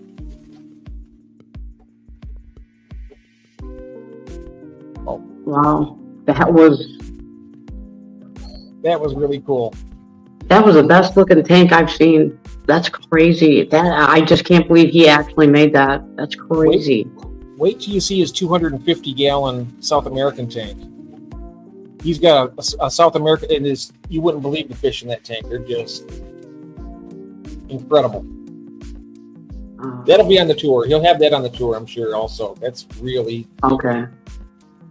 be really cool. But we are at 2:13. Why don't we go ahead and call it a night, and we'll just go ahead and check out somebody else. If anybody else is going to be going live, we will check it out. I will for a while. I'll be up for at least another hour. I got my coffee here, and I'm doing really well with it. So, and also don't forget, if you guys are up in time, we're streaming tomorrow at 1 p.m. Eastern Standard Time at Christina's Sweet Acre Koi Farms. It's going to be a lot of fun.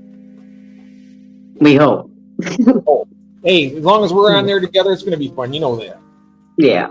Yeah, it's always fun. I feel so blessed that you said yes.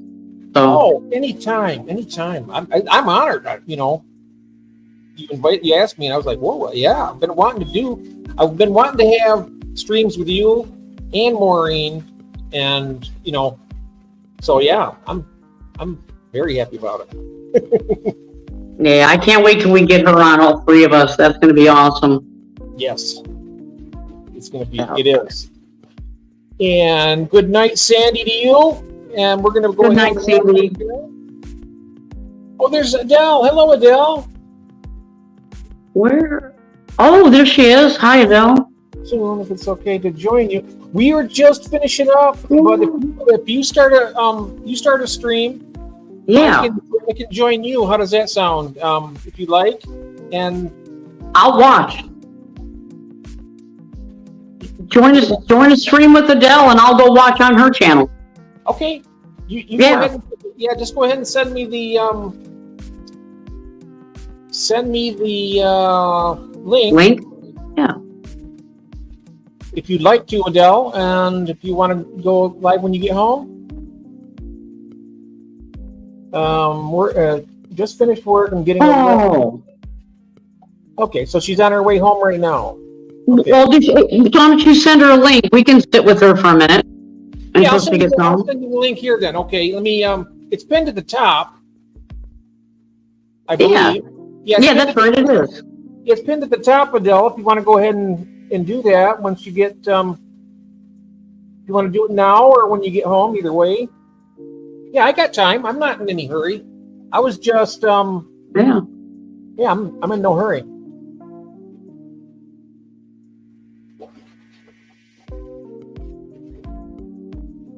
Oh, home soon. Okay, I'll join you. Okay, she wants to get home before she joins us. So, okay, well, we'll just hang tight for a little bit then and talk about our stream tomorrow. We're going to be, it'll be me and you. I'm not sure. Is anybody else joining us? I think. No. No. Okay. No, because we got his grandkids to come. Yeah, and Maureen said she would try to get on. Okay. And she doesn't know where she's going to be. That's the problem. So I don't know. Somewhere in England. Yeah, well, she just knows that it's going to be 6 o'clock in the UK when we stream. So she's like, I don't know exactly where I'm going to be at 6. Yeah, 6 p.m. Okay. Yeah. So, and I wasn't going to, I mean, I know everybody in the UK, that's their last day of the Nationals. So. Oh, for football? No, for I'm sorry, the Koi show that they have going on, the Nationals. It's in Coventry. Yeah. Yeah, it's Saturday and Sunday. And so I know all the whole Koi clique that I talk to, they're all in Coventry right now at the Nationals. He says, nice discussions. I'm falling asleep. I'm off. Well, sleep well, and I'll see you later. sweetie. Okay. See you in a while. And She's just as understanding as my husband. He's sitting on the couch waiting for me. He's probably sleeping in front of the TV. No, he's fine. Oh, okay. He's probably sleeping in front of the television. It's fine. Okay. Yeah, He understands. She's not a night owl like I am, so she's really. Yeah. Okay. We're just waiting for Adele, honey. She's going to come on for a little while when she gets home, and then we're going to be chatting with her a little bit. Won't be too awfully long. Maybe, we'll see what happens. And, yeah. So, okay. Get some rest. I know she's got Klondike up there with her, so he'll be keeping her warm. Not that it's cold in the house or anything, but... Yeah, right. Yeah, kitty. Yeah, one sticks with me and one sticks with her.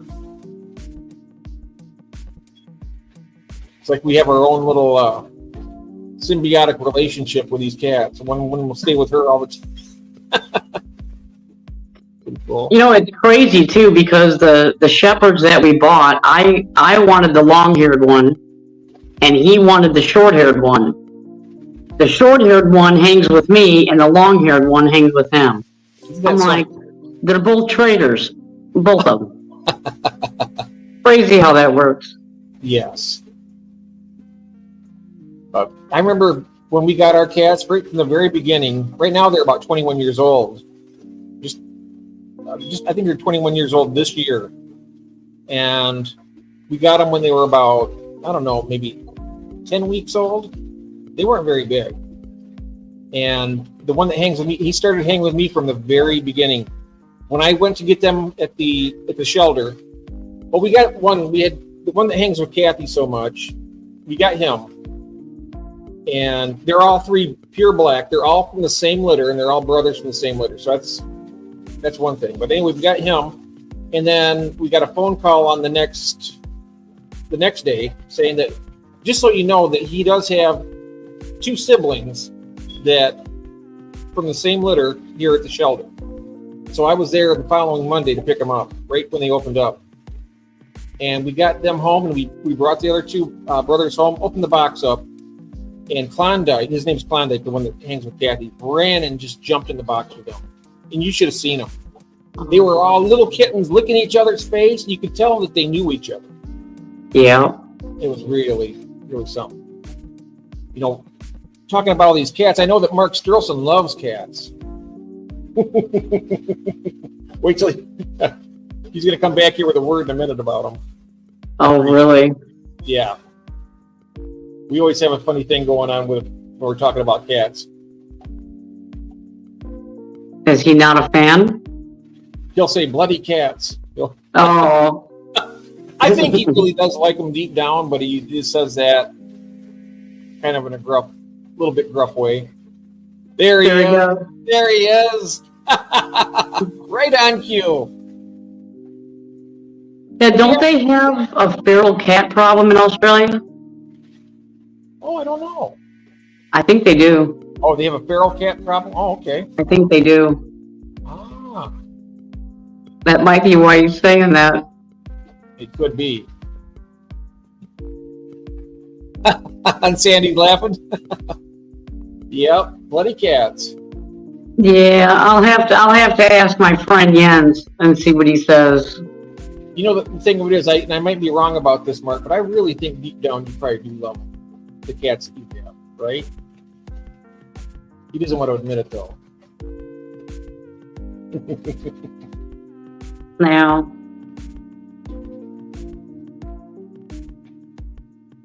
Yeah, I'll have to ask Jens and ask him about the cat population because he's got acreage out there, and so he would know. He would definitely know. I know Adele will know when she gets here because she follows all that kind of stuff too. Yeah, he says, shoot me an email, Mark. We will see if I can get some more albinos down to you if you... Oh, nice. Are those the albino cherry barbs? Or... Those are nice looking fish. Or the plecos. I got tons of those. If you ever want a bristlenose plecostomus, I got a billion of them. Oh, I would love one. Would you? Okay. Oh, yeah. Oh, definitely. I got lots. I mean, you want male and female? I can get you a male and female if you want them to breed. No. Just like a I don't- male with a. Let me see here. I'm going to bring this camera around this way for a second. Let's see if I can get any look of. Oops, it's upside down, isn't it? There's one right Aw. here. But there's a bunch of them in this tank. You can see we're on the filter there.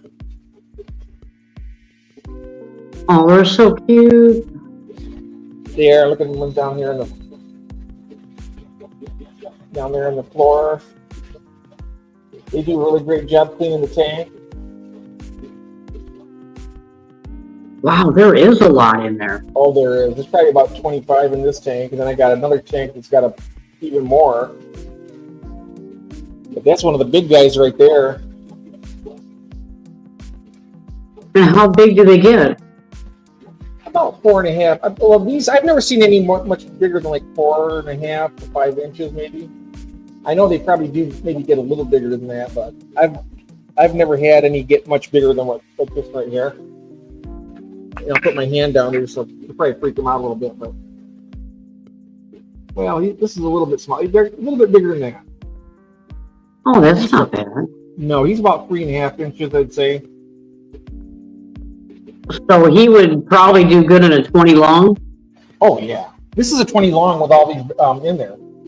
Okay. This is a 20 long, and I've been growing them out in there for a long time. And you can see down there, those little guys down there. They're just watching here to see the face.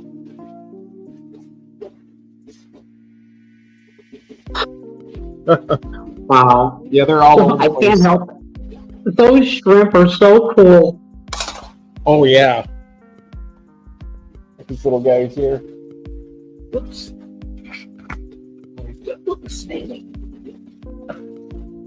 hit something to block my whole screen here. There it goes. Yeah, got these little shrimps down here.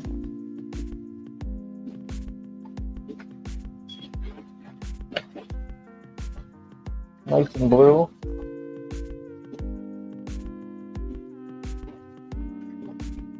But yeah, we got some nice little ones here. These little plecostomus. If you want a small one to start out and just grow it up. I got males and females. The males are the nice looking ones with the bristles there. They have the long tentacles. That is so adorable. Oh, they are. They're really nice. There's my female betta. There she is. Oh. Here's the male down here. A little colorful guy right there. Oh, wow.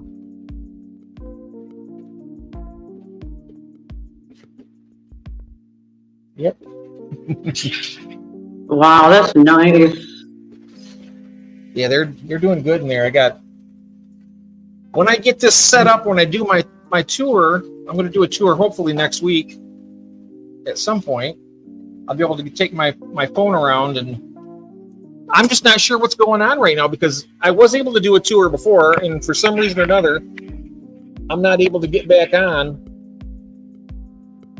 with my phone for some reason. It's weird. Very That is weird. I'm going to try and log in right now and see if I can do it, and see if we can do it until Adele gets here. I'll try that right.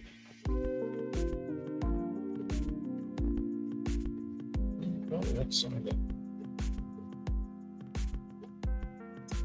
Oh, I know. I'll send myself a. Oh, I can just click on the link actually, because I already pinned it. Right? What a dumb.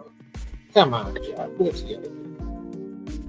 Yeah, Gil is saying that there's a lot of feral cats and fox. Oh, are there? Yeah. I know I heard something about that.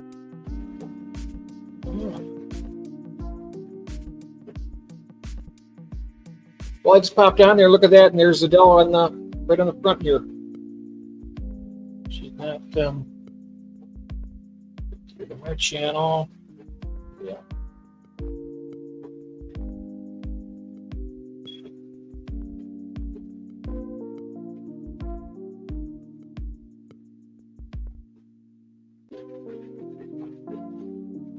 All right, I think it's going to work. Yay. I just have to add myself. Oh, here we go. Just had to mute myself on that one. Mute this one. Now add the stage. There you go. You did it. I did it. So what I'll do is see if I can go around and show you some stuff here now. Okay. There's a fire mouth right there. That's one of the fish that Melvin loves so much. You see where they call it a fire mouth? They flare their gills out. Oh, yeah. But you can see he's not really attacking. He's more or less just kind of, I think he's trying to actually court that convict cichlid right there. So it's more for display. More for display, really. I think he's actually trying to breed with that actual convict there. I know that they will hybridize. They're not the same species, but they've been known to do that. And back there, I have a pair of the pink ones there. You see them? Yeah. But these Those are gorgeous. We got this red zebra African. These are fish that aren't supposed to get along very well, but you can see they get along really well.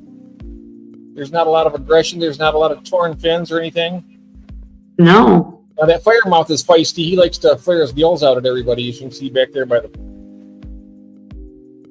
But he's really actually quite peaceful. But okay, let's go ahead. Oh, I know what I got to do. I need to turn this camera around actually. So I'll do that.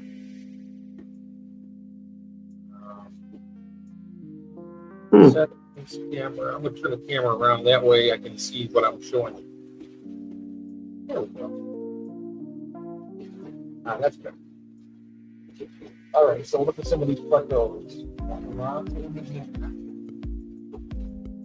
Little blue star emerald, kind of a colorful little fish. They're always constantly chasing the females. Front doors.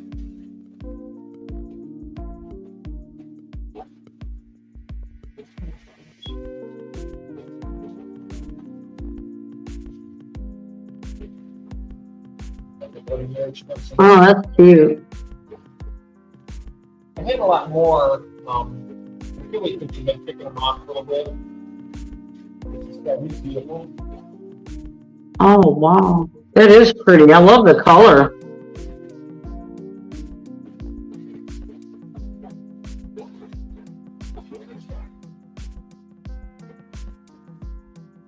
Female somewhere around here. She's kind of like a yellowish color.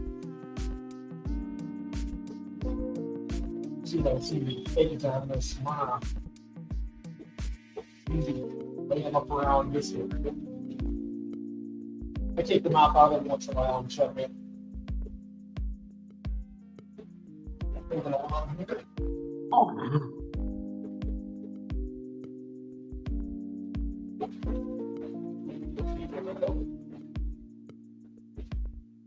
See where my ingredients right now. That's good.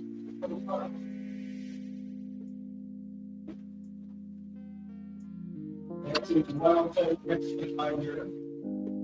The beach talk comes from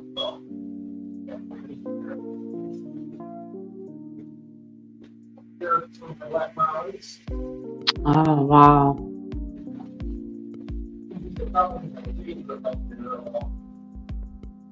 Wow, those babies are so dark.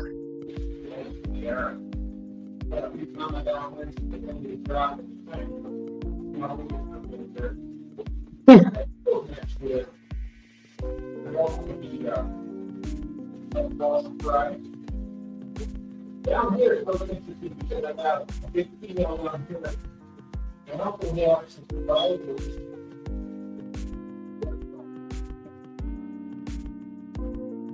Oh, here it is.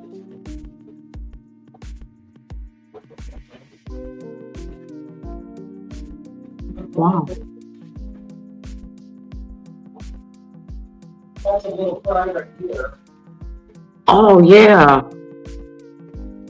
And they're in here with these big wild type letters. I never see an eating them, so but you can see how big this female out here is. Oh, wow. These are really nice.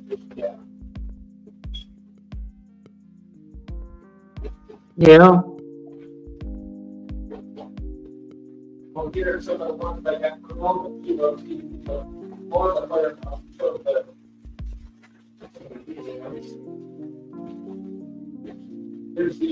here's not all the reason now.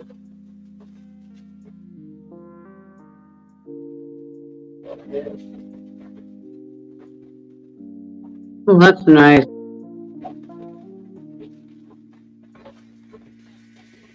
I like those.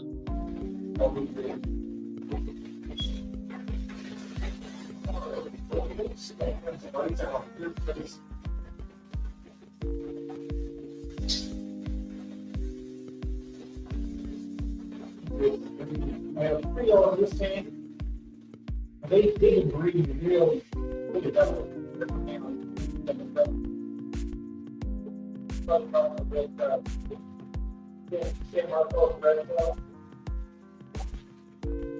Yeah. Wow.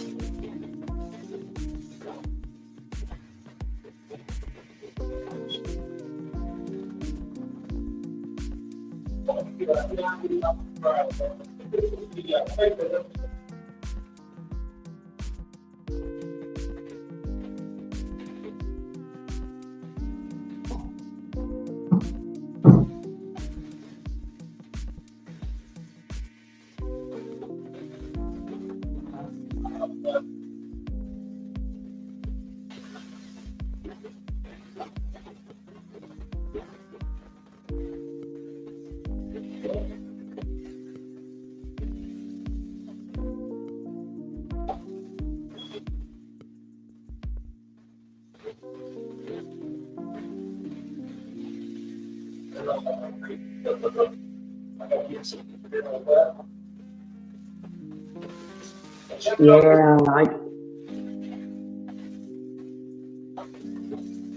yeah, you're pointing out the same one I was. I'll grab some food, put it there so you can watch them. These guys eat like they were grabbing the speeders.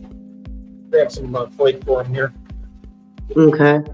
Give them a little bite to eat. Yay.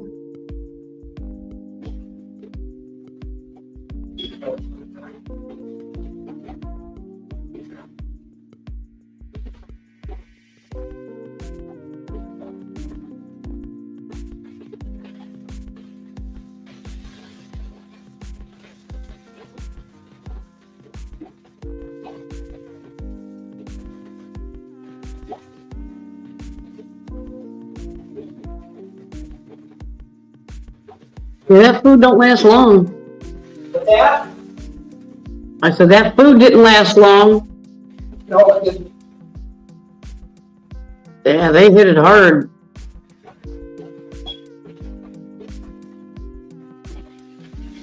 Yeah, no worries. He's one of the he's the father of all the drinks.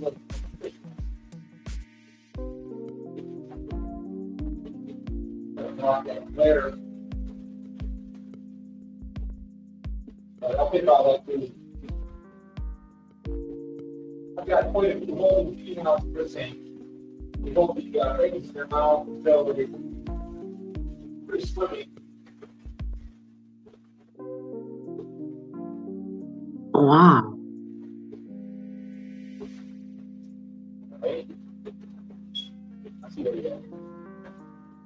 Yeah, that's a really nice shot.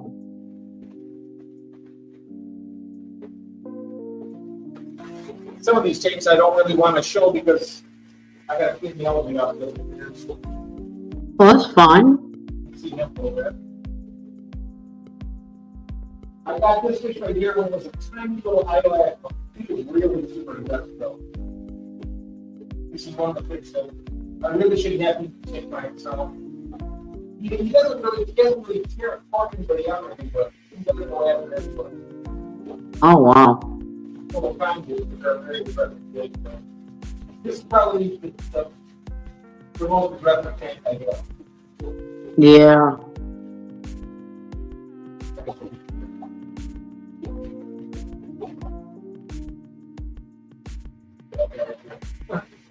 Ooh, I like that.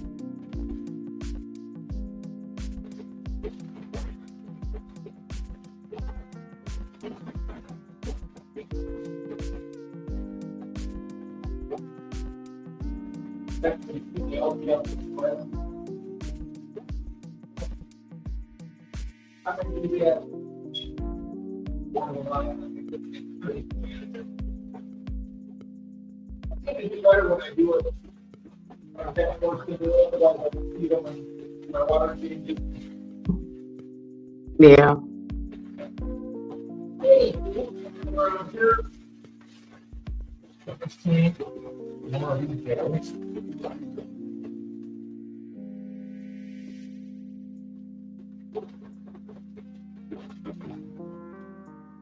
Has Adele made it yet? I'm not sure. I don't see anything on my end, no. We're gonna take a look. But I might not be able to see her. Oh. No, she's not here yet. So, anywho, I'm gonna go ahead and pull this guy out. There we go. All right. That was awesome. Thank you for that tour. That was great. Oh, you're welcome. I would have hopefully got the glass cleaned up. I didn't really realize I was going to do that tonight. But I'm wondering if Adele's going to make it or not. Because if she's not here pretty soon, we probably should. But we said we were going to wait for her, so I guess I think I will. What do you think, Christine? I mean, if you said you would, you better. I mean, that's only the right thing to do. Yeah. I mean, but then again, is she 3 hours away from work? Probably not. I mean, she'll probably be home any minute. Yeah, she might be home any minute. Let's see what we missed in the chat here. At the end of the day, I just can't.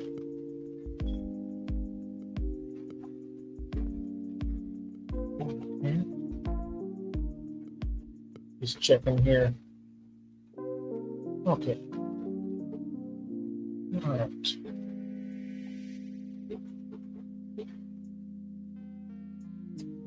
I'm gonna pull this one back.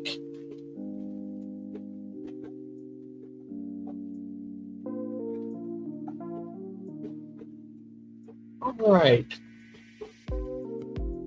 I'm not sure if you can hear us or not, Adele. I'm not sure if you're on the getting a ride home. Oh, it's raining now over at Craig's. Oh. Adele is probably chatting to the roos. The kangaroos. Ah. He's saying it's pouring. Wow. Mm-hmm. Well, you know what we can do is, why don't we? Because she has my messenger here. What we can do is go ahead and sign off here, and when she gets back, then we can decide what we're going to do. If she wants to go live or something, I can join her, or I can start another one and she can join if she wants. Okay, that's fine. Let's do that, and then yeah, I am actually getting a little bit tired. I'm not normally tired this time of night, but I'm actually a little bit tired right now. So we'll see what happens if she gets here, and then we're going to wrap it up for right now. Okay. You want to see my little guy here? Come here. Come on, Mike. Come here. Nope, he doesn't want to. He doesn't want to. Sorry. Oh, So everybody, yeah, we'll go ahead and wrap it up here. Thank you, everybody, for hanging in there. Good night, Craig. Good night, Mark. Everybody in the chat. And I will see you tomorrow if I don't see you before then, Christine. yep. Good night, everybody. Good night. And we're going to see if I'm going to be out here watching. When it goes live, I'll see you in the chat. And if Adele gives me a buzz, I will more than likely be back. So, okay. Well, thank you so much again, Christine. It's been a pleasure, seeing you and talking to you again. And we'll be doing it again tomorrow. So I'm happy about that. So. Yep. Thanks, Jeff. Thank you. Thank you very much. Have a good night, everybody. Love you guys. Bye-bye. Bye, guys. I gotta hit the end stream. Okay. Good night, everybody. Bye-bye. All right.